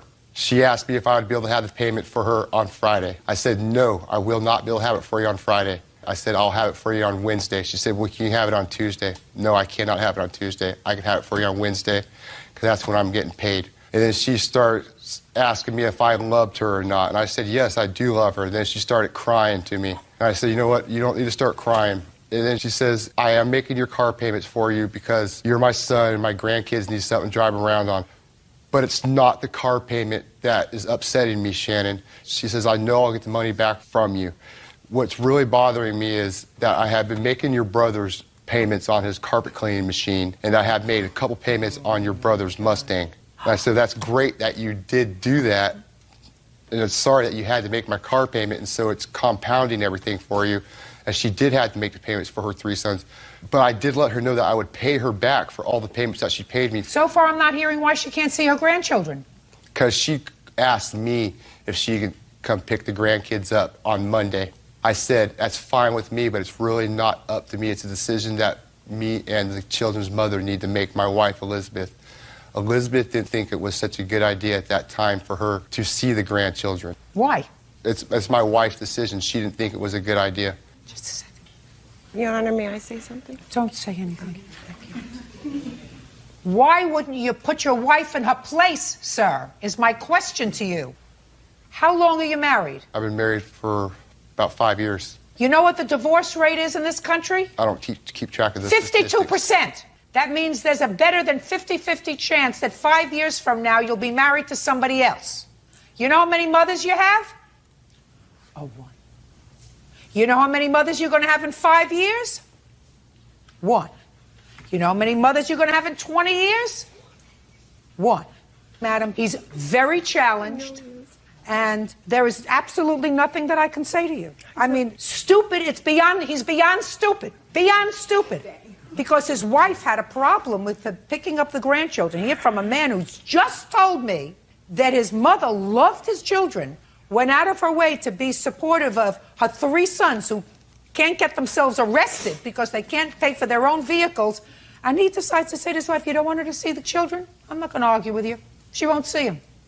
Something wrong with you. There's Something clearly wrong with you. How many car payments did you... Don't speak to me, idiot. How many car payments did you make for him? I think there was a total of about 13 payments. And what was each payment? They ran anywhere from $250 to $195. Would you please tell me the total amount of car payments you made? $1,962. Mr. Young, that's what you owe your mother. You also owe yourself, sir, a little bit of growing up. One of these days you're going to have heartache. I guarantee you, your heartache will be if something happens to your mother, and because of your lunacy, you cut her out of your children's lives. That's all. Step out. Why did you excuse and they step out? He thinks that I'm trying to disrespect my mother. I love my mother very much. I love him dearly. It's not about him as a person, but it's about the decisions that he's made. I'm sure we'll be fine. You know, she's my mom. She'll always be my mom. Rebecca Henson is suing the father of her Hunter Owen, is suing his ex-girlfriend, 19-year-old Jennifer Hansel, for making unauthorized credit card charges while he was in Iraq.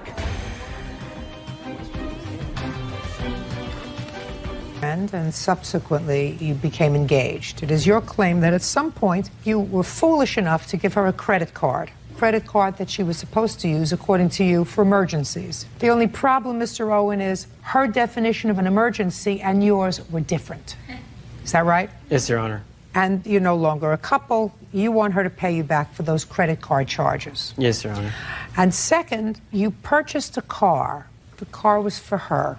You took back the car, you'll explain why. And at this point, if you went to sell the car, you believed that you would be short $3,000, something like that, in the shortfall of what you could sell it for and what the loan is that you're responsible for. Yes, so you wanted to pay for that. Yes, Your Honor. That's a big problem, sir. I'm going to explain the legalese to you in a moment. By the way, Miss Hansel says the credit card was a gift and the car you took back, and she's counterclaiming for some harassment nonsense.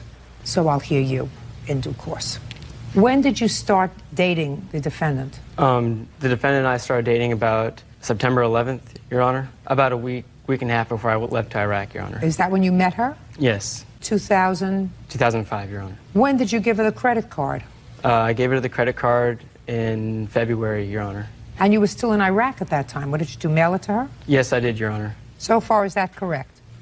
Why did you mail her a credit card? You knew her for a week and a half. At this time, Your Honor, Jennifer and I had become very close over the phone when I was in Iraq. We all fallen in love. I trusted her very much. In February, she had got evicted from her house, and she had no place to go. Do you know why she got evicted from her house? Because she had thrown a party at her house. Your Honor, that's not true. Well, he didn't answer me yet. Because she had thrown a party at her house. The landlords found out about it, and they didn't like it very much, so... Is that what she told you? That's what she told me, Your Honor. So she gave him 2 weeks' notice that she was leaving, and she came home from work one day, and all of her stuff was out in the lawn. She had nowhere to go. At that time, Your Honor, she had no money, so she had asked me to loan her some money so that she could find a place to stay, get food and whatnot. So I told her I would put her on my credit card as a secondary, and she could use it for emergencies purposes only. A couple of weeks later, I got a call from my Discover Card statement saying there had been multiple charges to Charlotte Russe, different clothing companies. I asked the defendant about these charges, and she said yes, I had made these charges to these clothing companies. Well, did she also charge a motel, a place to stay, anything else? Yes, Your Honor. As far as gas, motel, clothes, food. I got paperwork if you would like to see it. Well, I'd like to see it because you did tell her she could use it for emergencies. Is that right? Yes, Your Honor.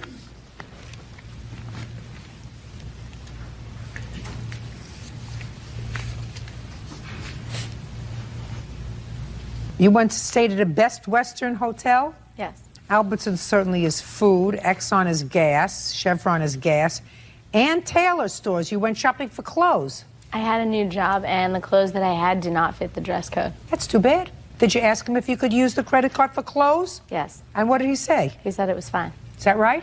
No, it's not, Your Honor. I asked the defendant about it, and she said I needed them for work and that I would pay you back. Okay. What'd you buy in Abercrombie and Fitch? Clothes as well. Also for your dress code? Partly, yes. Button-down polo shirts. Where were you working, by the way? I was working at R.W. Smith in the mailroom. And you need a new wardrobe for the mailroom. What'd you buy at the Coach store that you needed? That was a present. I didn't buy that. Present for? From him. He was in Iraq. You can make online purchases. It was not something that I bought for myself. Did you buy her a pocketbook at Coach? No, I did not, Your Honor. There is a receipt there showing that with her signature from the Coach store. Well?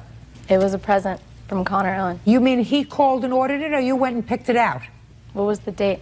What difference does it make? How many Coach bags do you own? More than one. How many? 4. How many did you get in 2006? 3. From whom? 2 were presents. 1 I bought myself. When did you buy the one yourself? January. This isn't that one. When did you get the presents and from whom? Both from him. What month? 1 in March and 1 when he had returned in May. This wasn't May, so you must have gone in to pick it out yourself, right? This was in April. April 15th. So you went to the store, picked it out yourself, and bought yourself a present from him.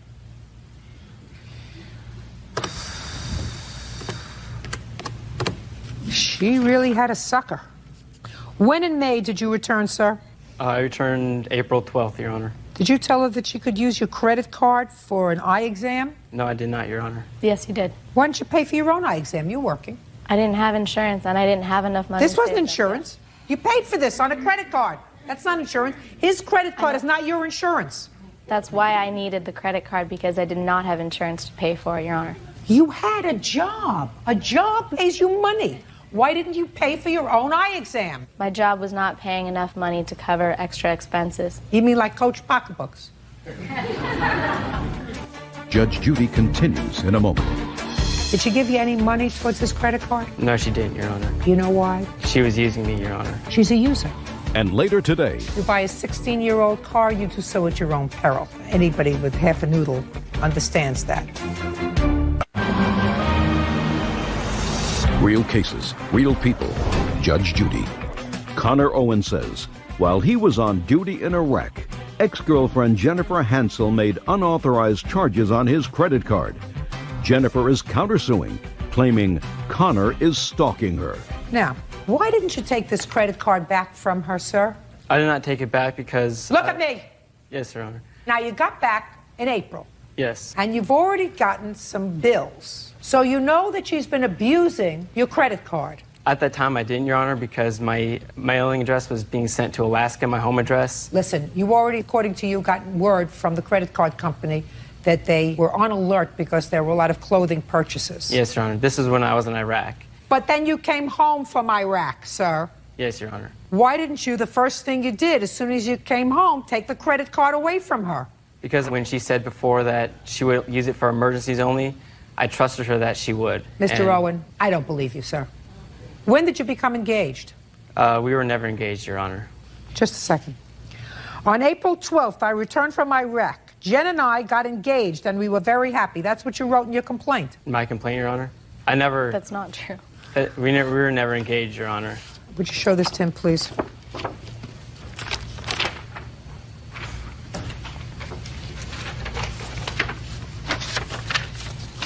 That is your signature on that document, is it not, sir? That's the complaint. Yes, it is, Your Honor. And what does that say, where I have made a big star? It says Jen and I had gotten engaged and were very happy. I assume you read that before you signed it? Yes, I did, Your Honor. Thank you. I'll take it back now. When did you break up? We broke up June 5th, Your Honor. Why? She didn't want to have a relationship with me anymore, Your Honor. When did you take your credit card back from her? The same day, Your Honor. And between the time you got home in April and June, did she give you any money towards this credit card? No, she didn't, Your Honor. You know why, Mr. Owen? She was using me, Your Honor. That's right. But she could only use you if you allowed yourself to be used. She's not a nice person. I realize that now, Your Honor. Well, that doesn't make a lawsuit, Mr. Owen. She's a user. And if you had stayed together with her and she didn't pay you this money, you wouldn't have sued her. You decided to sue her because she broke up with you. Now tell me about the car, and then I'll tell you what your problem is with the car.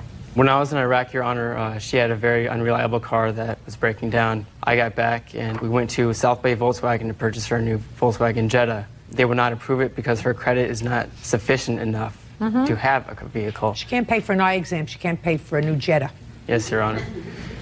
I talked to the finance officer. He said, we can't approve it with your name under it.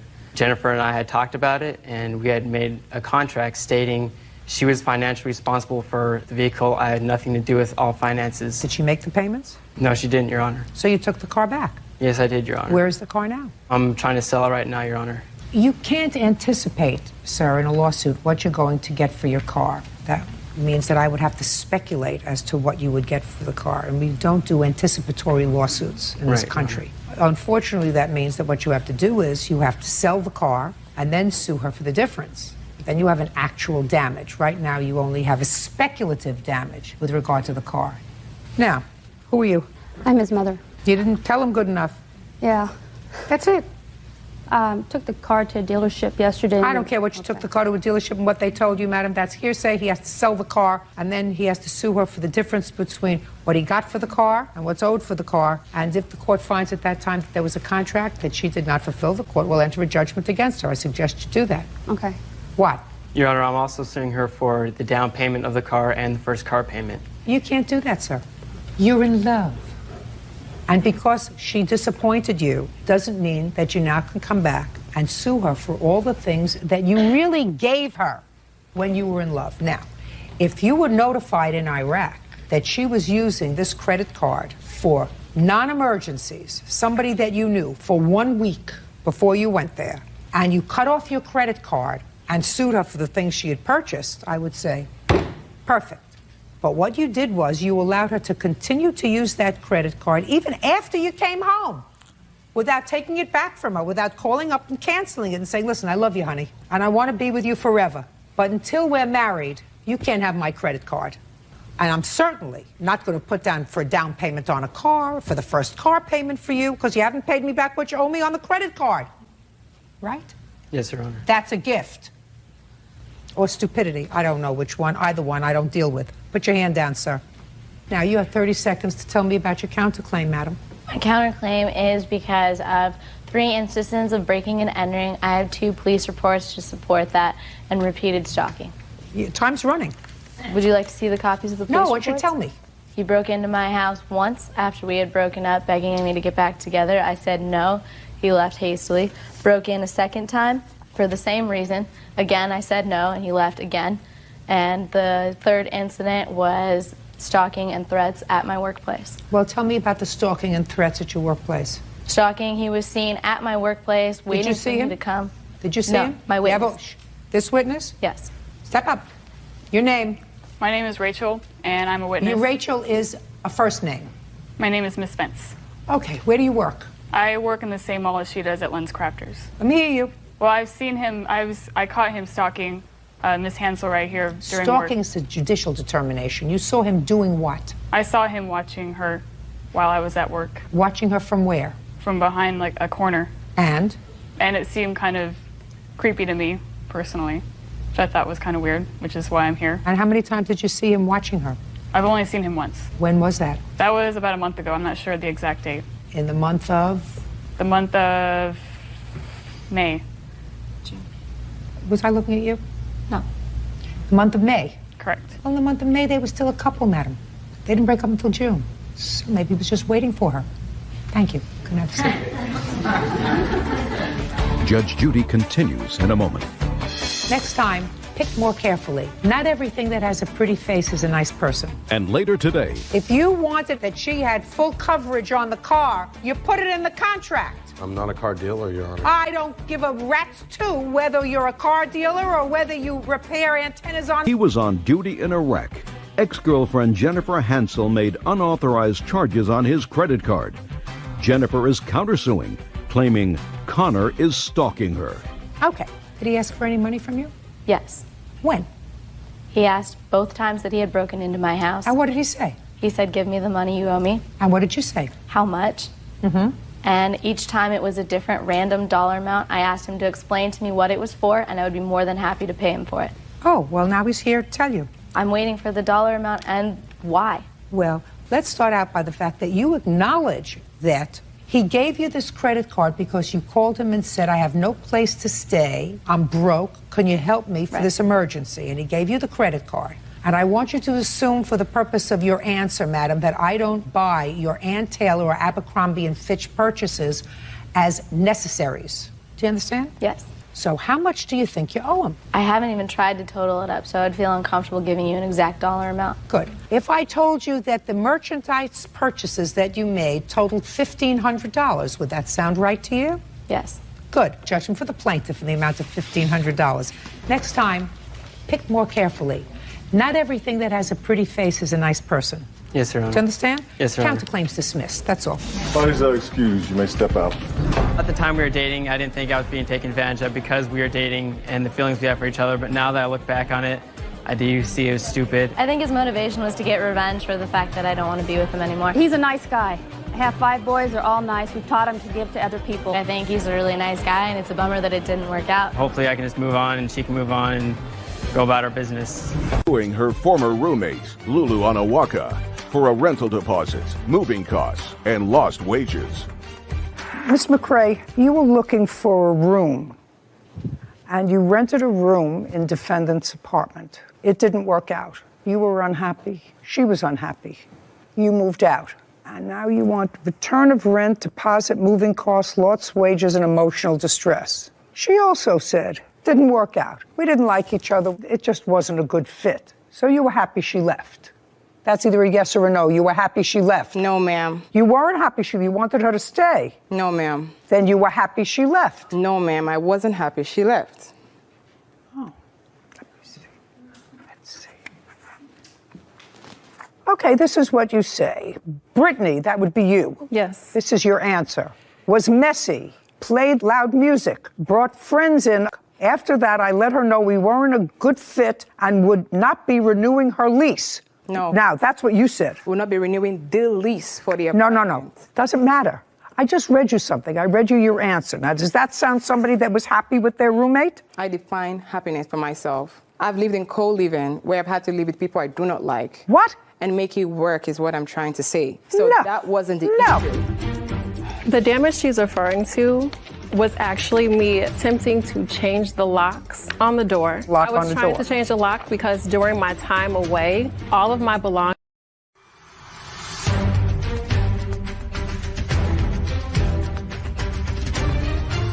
Brittany McRae claims her former roommate, Lulu Onawaka, owes for a rental deposit, moving costs, and lost wages. Lulu is countersuing for property damage and storage fees. Brittany was messy, played loud music, brought friends in unannounced. She damaged the washing machine, flooded the apartment, and without my consent offered to adopt someone's dog. After that, I let her know we weren't a good fit and wouldn't be renewing the lease. That's what you wrote. Do you want me to show that to you? No, you are right, and that is what I wrote. Absolutely. Well, then I don't know why you have a passive-aggressive attitude, because I'm the only one who's passive-aggressive. Then you were happy she left. No. Okay, well, you're ridiculous. Then weren't a good fit, and yet you were happy with that. And I don't have to define happiness. Yes. I know that if I lived with somebody who was messy, sometimes loud, Okay, so each is we broke the dishwasher and flooded the apartment because they put regular soap instead of dishwashing soap into the apartment, then it sort of bubbles all over. Now, unless I was either married to that person or they were one of my family, I wouldn't be happy with them. If I had a tenant like that, I would say, oh my God, what did I get myself into? I want out of this. Okay. But you were happy. No, I wasn't. I stand on that. Okay, then you weren't happy. Yeah. Perfect. That's what I asked you. You could have saved me all this dramatic. I paid $1,300 and a $300 deposit. And you lived there for about a month. I lived there for 26 days. And things didn't work out. You had a big argument with her back and forth. And as a matter of fact, according to you, you left for a couple of days. I did. Yes, because you were unhappy there and felt threatened, felt uncomfortable, whatever Very it was. much so. So you left for a couple of days. And when you came back, what was your intention when you came back? So, No, look, not so. Look at me. You left because you were unhappy. You came back. What was your intention when you came back? I never left because I was unhappy. I left because I was evicted from the property by the defendant. Just a second. So you didn't leave the apartment after this disagreement? Yes. You did? I did. Okay. Where did you go? I actually stayed with my friend. So you left? Yes. On what date? I left on June 1st. You provide some backstory on I don't need any encounter- backstories. I'm just trying to get to a mindset of why the two of you think that you have a lawsuit against each other. Why do you bother wasting your own time, wasting precious court time when you weren't happy in the apartment, you paid for a month's rent. Certainly, you're entitled to your security back if you cause no damage to the apartment. You lived there practically a month, and you're not entitled to any more money because she didn't give you 30 days' notice because you were just as happy that She had abandoned properties. What? She had abandoned properties. Okay. She damaged the door, and I lost my deposit as well. That's a door. The An outer door, a door to her room. Yes. The door to her room. Yes, she did that. You have a photograph of the damage. Yes, I'd I like do. to see it. Please bear with me. I'm going to find it quickly. The damage she's referring to was actually me attempting to change the locks on the door. I left after I had been informed by the Just a defendant. second. So you acknowledged the door was damaged while you were trying to change the lock I on was the trying door? to change the lock because during my time away, all of my belongings were still in the property. Correct. Listen to me. Did you damage the door? No. The doorknob was removed, but the door is not damaged. The lock was removed. The lock was removed. All right, I'd so like that to see. The defendant would no longer have access to my room, to which she actually did enter my room while I was away. Okay. I left because the defendant actually informed me that I would need to get out by that date. After requesting a full month of rent. You can show me the damaged door and how much it was to repair it, and I want to see how much it was to repair it. I don't have how much it was, but here is the lease agreement, and we paid $2,900 to be here for the security deposit. Oh, she just took this out. That's nonsense. That's Ma'am, nothing. I wasn't still able to get my deposit Nothing. back. The agreement I got that I... $1,700 back. Understand this. Okay. This is not damage to the door. She took out a cylinder. All you have to do is put it back. Unless you have a receipt for somebody putting it back, you get No, but nothing. that's what I'm saying. We didn't put you it get back. nothing. We You didn't get put it back. nothing. It's a maintenance request at the property. I didn't ask. $300 security deposit. By the way, are you allowed to sublet rooms in your apartment? That's a yes or a no? No. Just a, hey. No, Hey, no, don't I look down. wasn't. No, I don't look wasn't. down. So the answer is you are not allowed to sublet wasn't. rooms in your apartment. Yes. Okay. Yes, you are not allowed to sublet rooms in your apartment. She gets her deposit back. We're done. Thank you very much. Court is adjourned. I didn't concede to her requesting me to clean out a garbage at the apartment, and at that point, she lost her entire senses and asked me to move out of the apartment. Always pick your roommates more carefully.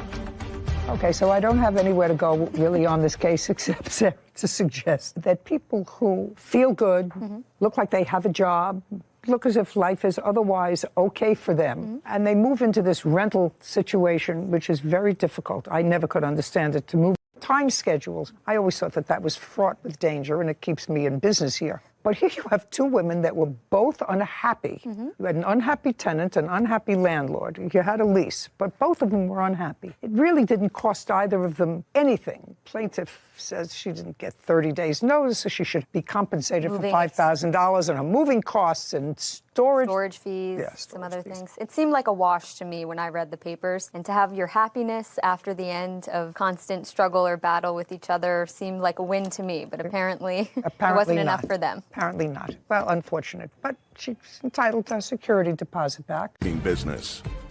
Court come to order. All rise. Have a seat, everyone. Hello, Judge. Case number 212, Duenas versus Cho. Thank you. You're welcome. Ms. Duenas, it looks to me from your papers that you decided to go into a business with someone. Yes. With whom? With the defendant, Brian Chow. And you know him how? He's a family friend. And you know what his business is? Yes. What is his business? He currently sells reticulated pythons, snakes, exotic animals, monitors, lizards. And you like those things? My ex-boyfriend did. Did you? I was more for the investment part. Okay. I was the investor at the time. At the time you reached out to this family friend who was in the exotic snake business, your idea was to create a business. No, Your Honor. It was actually the defendant's idea. I don't care whose idea it was. Your idea was to create a business with your ex-boyfriend. I agreed to the business, but it wasn't our idea. Whether you agreed to the business or not, you invested money in the business. Yes. which means that unless there's something wrong with you, and I see that there is not, you wanted to go into business with the defendant. Yes. So let's be easy. Okay. And at the time that you wanted to go into business with the defendant, I'll get to what the nature of that business was in a second. I know it had something to do with that wonderful-looking snake. You had a boyfriend. Yes. And the boyfriend liked snakes. Yes. And you went along with the ride. Yes. What month and year were you still with the boyfriend when you decided to go into the business, which you will explain to me? Back in November of 2019. So right before COVID. Yes. What was your boyfriend doing at the time? He was working at an airport. And he and Mr. Cho were friends? Yes. How long had you known him? 2-3 weeks, Your Honor. Where did you meet him? He came into my store and acquired I didn't ask you anything. That's how you met him? Yes. I'm going to get through this case and get this lovely thing out of the courtroom as quickly as I possibly can. Wow. Some people find them exotic and gorgeous. I find them a little bit squirmy. So in November 2019, boyfriend and you decided to go into the business. Explain the business that you invested in. I invested on 5 reticulated pythons in his shop, and together we were going to breed them and make a profit out of them. So the intention was never for you to take these pythons to your residence? No. And you understood that? No. They're buying the snake, Your Honor. Okay. How much were the 5 snakes? In total, it was $10,000, plus the feeding and the cages that he claimed that the snakes needed. Was it your agreement that for $10,000, Miss Duenas and the boyfriend were going to buy 1 male snake and 4 females? They decided to buy 2 snakes. Well, when was that decision made, sir? A week after I met him, because When you went into the shop, did you ultimately decide on 1 male, 1 female? No, so how it is, Your Honor, is he knew my ex-boyfriend prior to the business 5 years ago. He sold him a exotic Australian monitor lizard. Okay, what I want you to tell me is, did there come a time when the arrangement changed, so instead of 1 male and 4 females, you were supposed to get 1 male and 1 female? No, Your Honor. The whole way, it was supposed to be 1 male and 4 females. Do you have any sort of a receipt for that? We have Instagram conversations. Do you have that? Yes, ma'am. I'd like to see it. Okay.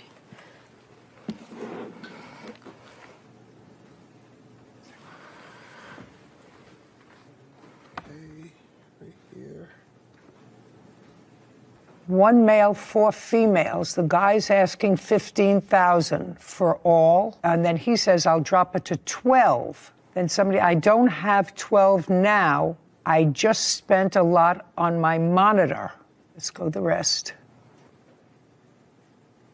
Okay, so you say, I don't have that money now.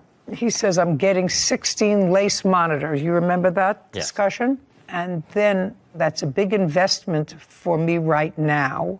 I'm saving up to get a house, but I'm down to breed my monitor with any of your monitors. Keep going. So far, I don't have a contract. And then somebody says, no, you pay half and I pay half. Who wrote that? He did. 1,000. I want to get them, but I'm low on cash till next month. And that's from you. That's from the reptile. I have to see it, Your Honor. Okay. If I invest half with you, what will be my return and in how long? Think about it. That's will be the baby's mix price. JTK Reptiles, that's you. Somebody's on their way. That's you and your boyfriend? Yes. We were on our way to give him the money. And how much money were you going to give him? We gave him the first time $6,000 and then $4,000, a total of $10,000. You received that? Yes, Your Honor. And what did you purchase with the $10,000? If you look at the message from there, what she showed you is they pay half of the 5 snake. It means they get 2 of the snake, and I get 2 of the snake. They've been lying to you guys since day one. They want to purchase 2 snake. Then I told them, like, if you look at the message, I can use my male to breed it to your female. It's an investment for you guys, not for us. It's no us. It's not with them at all. Mr. Cho, were they supposed to take possession of the snakes? They're supposed to pick up the snake. That's why they come to the store with it. Which snakes were they supposed to take possession of? One right here and one out there. Is that a male or a female? This is the female. Has she had babies yet? No, I don't breed her because she don't belong to me. And how old is she? Right now, she should be about 6 years old, going 7. How long do they live? Over 30 to 40 years, depends on how you take care of them, like I take care of them. And there's another one outside the Yes. courtroom that's the same as this one. Also a female? Yes. And you gave them the $10,000. He acknowledges the $10,000. So we have a verbal contract that you were going to pay for some snakes. He was going to order the snakes for you, which he did.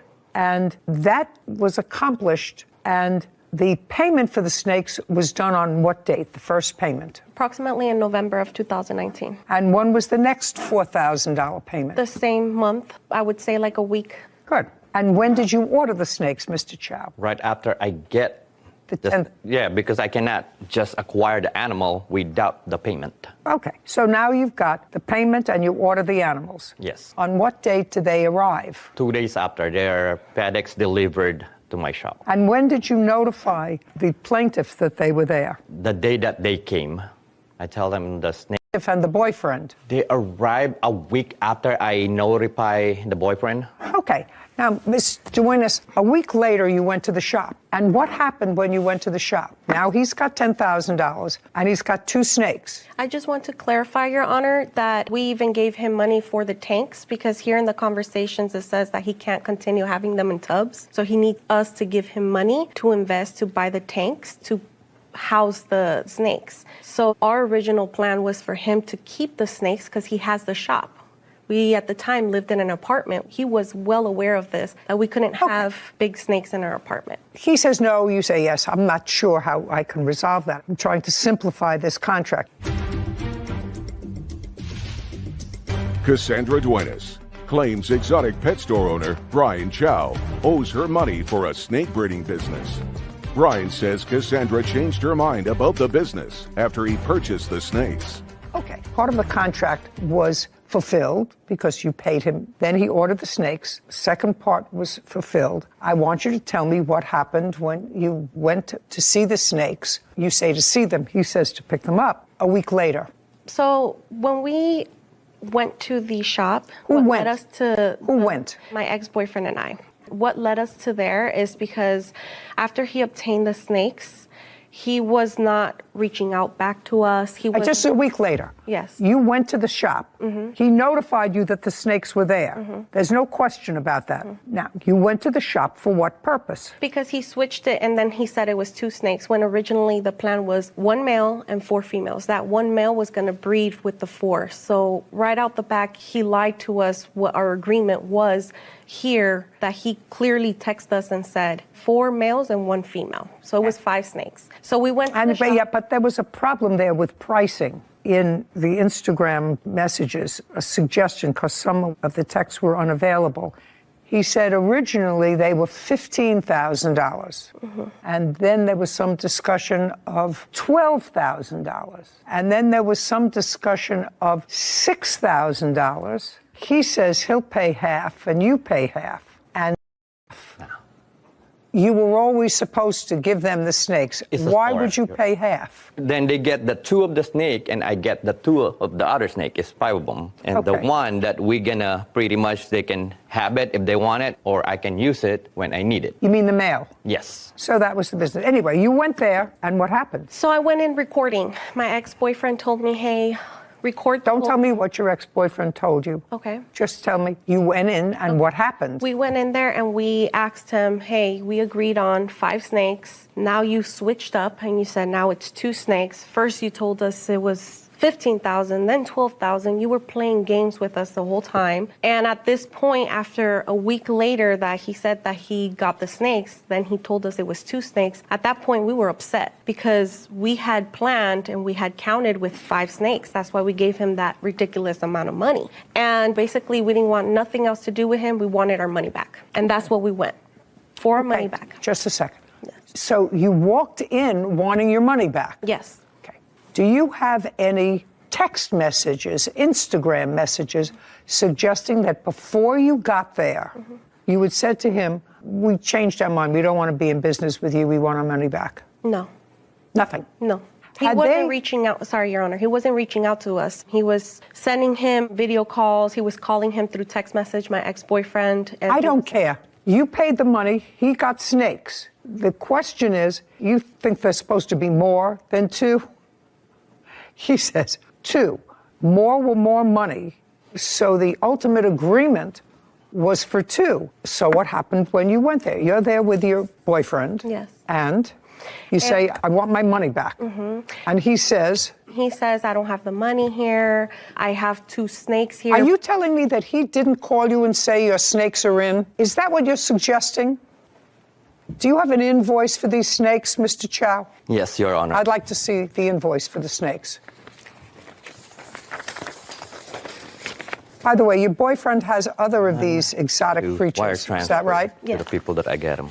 What kind of exotic creatures does he have? One that he sold him, an Australian water monitor from the Philippines. And? He has 2 rhino iguanas, a pair. He has a, I don't know the name, but it changes colors. Mr. Chow, transfer is August of 2018. And those are for the lace monitor that Are these lace monitors? Yes. Sorry, Your Honor, these are not lace monitors. These are reticulated pythons. These are not monitors. Monitors are lizards. These are snakes. Lace monitor bell face. Yes, Your Honor. Well, that's not that. No, Your Honor. Well, these are useless. Yes, but that's connected to the rest of what they did. What does it have to do with these 2 snakes? What I want to see is when you purchased these 2 snakes. Yeah, I don't have it, Your Honor. Well, get it. What do you mean you don't have it? I left it at home. I'm so sorry. Well, what'd you bring these for? Those are the time that they both got arrested when they went to my shop. Yeah, but you now have those back, right? Yes. You have those back. So if you had to take documents, why didn't you take the documents for the snakes in question? The lace monitor lizards aren't in question. You have them back. They may have taken them. They were arrested and you finally got them back. So I don't understand that. I just mistaken grabbed the wrong paper. Well, Mr. Chow, do you deal with these people regularly, that you buy snakes from them regularly? Not really. It depends on the size of the animal and depends what kind of animal. Well, you have the date of purchase someplace, Mr. Chow, and I don't want you to waste my time. Yeah, I'm so sorry. That's why I just said I don't have it, Your Honor. Did they purchase that kind of snake? Yes, Your Honor. Is that correct? It was 5 snakes, Your Honor. Don't give me 5. That type of snake. Oh, yes, the reticulated python, yes. And the one that's outside is the same, correct? Yes. And you did not purchase baby snakes. No. You wanted full-grown snakes because they were a business. You wanted them able to be... breeding. Okay. Should have brought the paperwork. And you went in there that day in November because you had changed your mind. Yes, and on top... Yes. Because you had changed your mind. Yes. That's the answer. You had changed your mind. You can give me a whole bunch of excuses, and you told him you changed your mind, you want your money back. And he said no, because I ordered the snakes, and I got them in, and they're yours. Contract is completed. I'm merely holding your property. And then there was a kerfuffle. As well, can we have, like, receipt? How much did you really pay for them? No, that's not your business. That's not your business, how much you really paid for them. He made a deal. You paid him. If he got them for $2,000 and you paid him $10,000, that's nothing. The kerfuffle, let's draw this down to its most simple English. Mm-hmm. You wanted your money back and you wanted to cancel this contract. Yes, it's just when we arrived, those weren't the snakes that we ordered. These were the breed of it, is the ones that he was putting here on Instagram, which I have, which is not those. So we ordered something and we got something else. So is what you're telling me, you went there to pick up your... Because now it's changed. You went there to pick up your snakes. Mm-hmm. When you got there, they turned out to be a different... It's breed. It's like the... Pythons, right? Yes. Mm-hmm. They're pythons, but it was a different kind of python. Mm-hmm. Now you're telling me because it was a different python, you wanted your money back. Yes, because it wasn't what we paid for. It's like we paid for a Ferrari and we got a Toyota, basically. It's basically You know nothing about pythons. So... You're taking your cues from your boyfriend because that's his strong suit. Is it yours as well? No, I'm just the investor. Right. So your boyfriend had a conversation with him and said, those aren't the snakes that I ordered. Yes. Okay. And I want my money back. Yes. And you said you recorded all this. Yes. I'd like to see it. Exotic pet store owner Brian Chow of wrongfully keeping money for a snake breeding business. Brian says he fulfilled their agreement and claims Cassandra stole property from his store. And you said you recorded all this? Yes. I'd like to see it. You just press play. Which one? Oh, right here. And then you press that. This one? Yes. Okay. Ready? Mm-hmm. You guys just want to do the money back? Yeah. The 10,180 in total, and then money on top of that for lending you the money and everything. I didn't see that coming. Yeah, because we didn't see this coming. You just kept on giving us a runaround and a runaround. Oh, no, what? About the mail. Remember that? No, that's why I'm waiting for the mail to be delivered. I don't have the mail. Yeah, but remember you had told us that the guy had it because he had to leave and he had to gut out because he has surgery and all that stuff. Yeah. We gave you the money right there and then. You don't understand what mission we had to go I through. didn't know. I don't mind getting you guys your money back, but I don't have cash. If you want it right now, I don't have it. We told you we want to do business correct, and you just keep on giving us another day and another day. You told us as soon as we give you the money, the snake was going to be here. Yeah, it's not about me, it's the guy. It's not me. I'm just buying the snake from a different guy. And then another thing where you messed up, you said 5 snakes for 6,000, and you come at me with 4 and you wasted my money. Yeah, and I told you that he gave me only 4 snakes, the big giant. Yeah, and why would you waste money if I told you to get the 5 snakes? If you worry about the last one, I can pay for it. It's a mail that we don't need. But I have to do all this, so I have to get like this for you to do that? No, bro. How can I trust you now? Bro, the 4 snake is right here. I'm I'm gonna go get something. What's wrong with you, bro? I'm just asking you. Let's talk. No, we're not gonna talk. I told you don't with me. I don't talk with you, bro.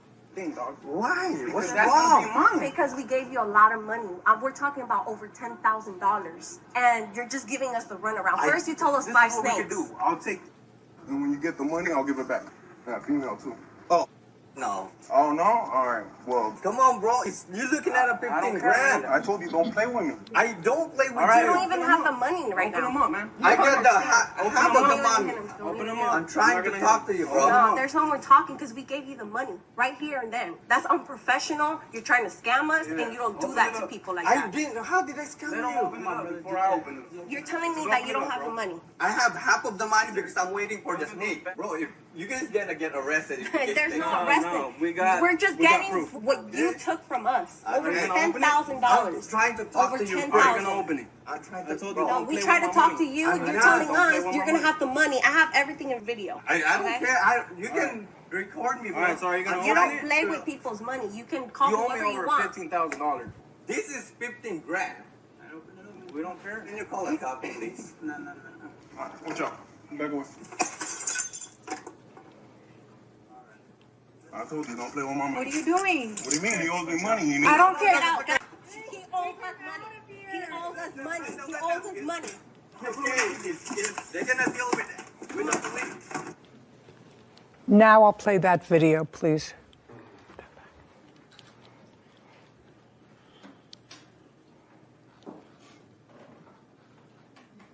That's your boyfriend breaking into the... Yes. And when he broke the glass and took out whatever lizards he took out with him, where did he take them? You were still with him? Yes, he put it in a bin. And is that you carrying them out? Yes, and that's the reason why I was charged with the robbery, just because I walked out with the item. That's all right. That's fine. That's a co-conspirator. Ultimately, the lizards that you took were returned to you. Yes, Your Honor. And it seems, Mr. Chow, at the beginning of this case, I must acknowledge to you that I was sympathetic to your position, that they had ordered snakes. You ordered them. You got them. Yes, Your Honor. And then the contract is completed. Uncross your arms. Yeah, I'm so sorry. But it's clear from the tape that the plaintiff played for me that you acknowledged that you did not fulfill your end of the contract, that you were blaming your inability to fulfill your end of the contract on some third party. Is that what I heard in the tape? I mean, you know, my hearing's not really acute, but that's what you said. I have no control. I can give you back half your money, but I can't give you back all your money. So the contract was not complete. It was complete because they supposed to get only 2 snakes. I didn't see anywhere where it says just 2 snakes. There was a whole bunch of conversation there about the male snake, and you were supposed to deliver to them the male snake. And you said, I don't have that money now, but I can get that money for you. I can give you the first money. I don't have the second money. It was clear that the contract was not complete unless you have something to show me that it was. But what I heard, it was not. That doesn't mean that Ms. Duenas has the right to break your property and to steal property that belongs to you. What they do is they come into a court and say, you have my money. The contract was not fulfilled. I want my money back. That's what you do. Are you in the business of breeding snakes for your store? Yes, Your Honor. And if we were to go on the internet now, Yes, Your Honor. how much would one of those snakes, which is 6 or 7 years old, according to you, sell for? Right now, this size you... For whatever reason, if you put up that snake on the internet for sale, how fast would it take you to sell it? I'd still say like about a month and a half. They're rare.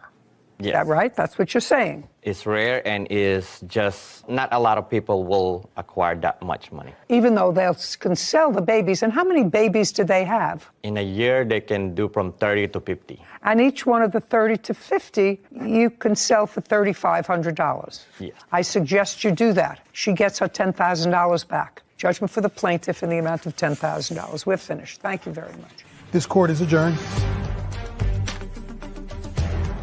I'm very happy, and I'm happy that she was able to see herself that the defendant got caught multiple lies. They're just a customer. He wasn't truthful since the beginning. Ever since we invested. They bought a snake. I just want to give their snake, but they don't want to take it. And it's very sad how nowadays you can't trust in anybody. I think one great lesson that a lot of people can take away from that is you have to know the business that you're investing in. I can appreciate she was sort of doing it for her boyfriend and he had the knowledge about the exotic animals, but that's her money at the end of the day. And if you're going to put your own hard-earned money on the line, it should be a business that you at least put in the time to learn about. To understand. Exactly. So that you don't have to rely on somebody else to make the right decisions. Who's going to be gone tomorrow? Exactly. Exactly. And your money who potentially could, and then you're left on your own, having to sue and navigate a field that you really know nothing about. Smart. And it was also an example of a contract that was not fully executed. Mm-hmm. I actually thought when I started the case that there was an offer, an acceptance, you performed, paid the money, got the snakes, and then you can't change your mind. Once you get it, you say, well, I changed my mind. But that's not what happened. Nope. And her video demonstrated that that's not what happened because Mr. Chow started to waft. Well, it's not my fault I don't have your mail. It's another guy, and I would give it to you, but I can't give it to you as soon as I get it, you know. Yeah. So he did not deliver on the contract. So I had very little compulsion other than to say, you don't have to take the snake and you get your money back. Yeah. Anyway, done. Yeah. And the snake is gone. Left the building. Honor Jacqueline Davis for party costs and a dress deposit. Miss Morgan, this is what this case is about in a nutshell. You were celebrating a birthday. When was your birthday? March 24th. And you always make a big deal, according to you, about your birthday. It's a very important day of the year for you and for everybody who knows you. Correct. Yeah, that's the way Sarah feels, actually. Me, I sort of like to forget birthdays now. I like it to run right by that day as undercovered as possible. Anyway, you celebrate your birthday with a big party. Right. And according to you, you get a spectacular dress for this party, invite everybody that you know and care about. How many people were you having for your birthday party? It was going to be about 12 people. Where was it going to be held? It was going to be at the James Harden restaurant. Who was going to be there? My best friend from Chicago, cousins, aunt. And you couldn't get the restaurant for that day, so you made it in April on a different day than your birthday. Yes, I originally booked it in January 18th. The restaurant, it's a big deal, so yeah. Whatever. It was postponed until what date? Yes, ma'am, April 1st. Okay. Corey Morgan says dress designer Jacqueline Davis is responsible for party costs and a dress deposit. Jacqueline is countersuing, claiming Corey owes for travel costs.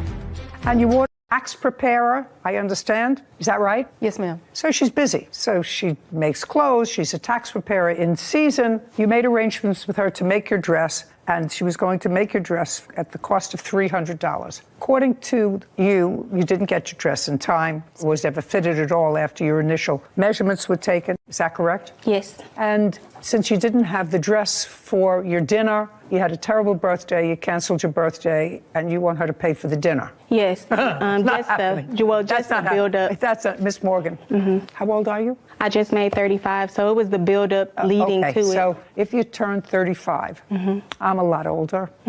Sarah's younger, and my other grandchildren, were around that age. I have one that's an event because I didn't have just the right dress.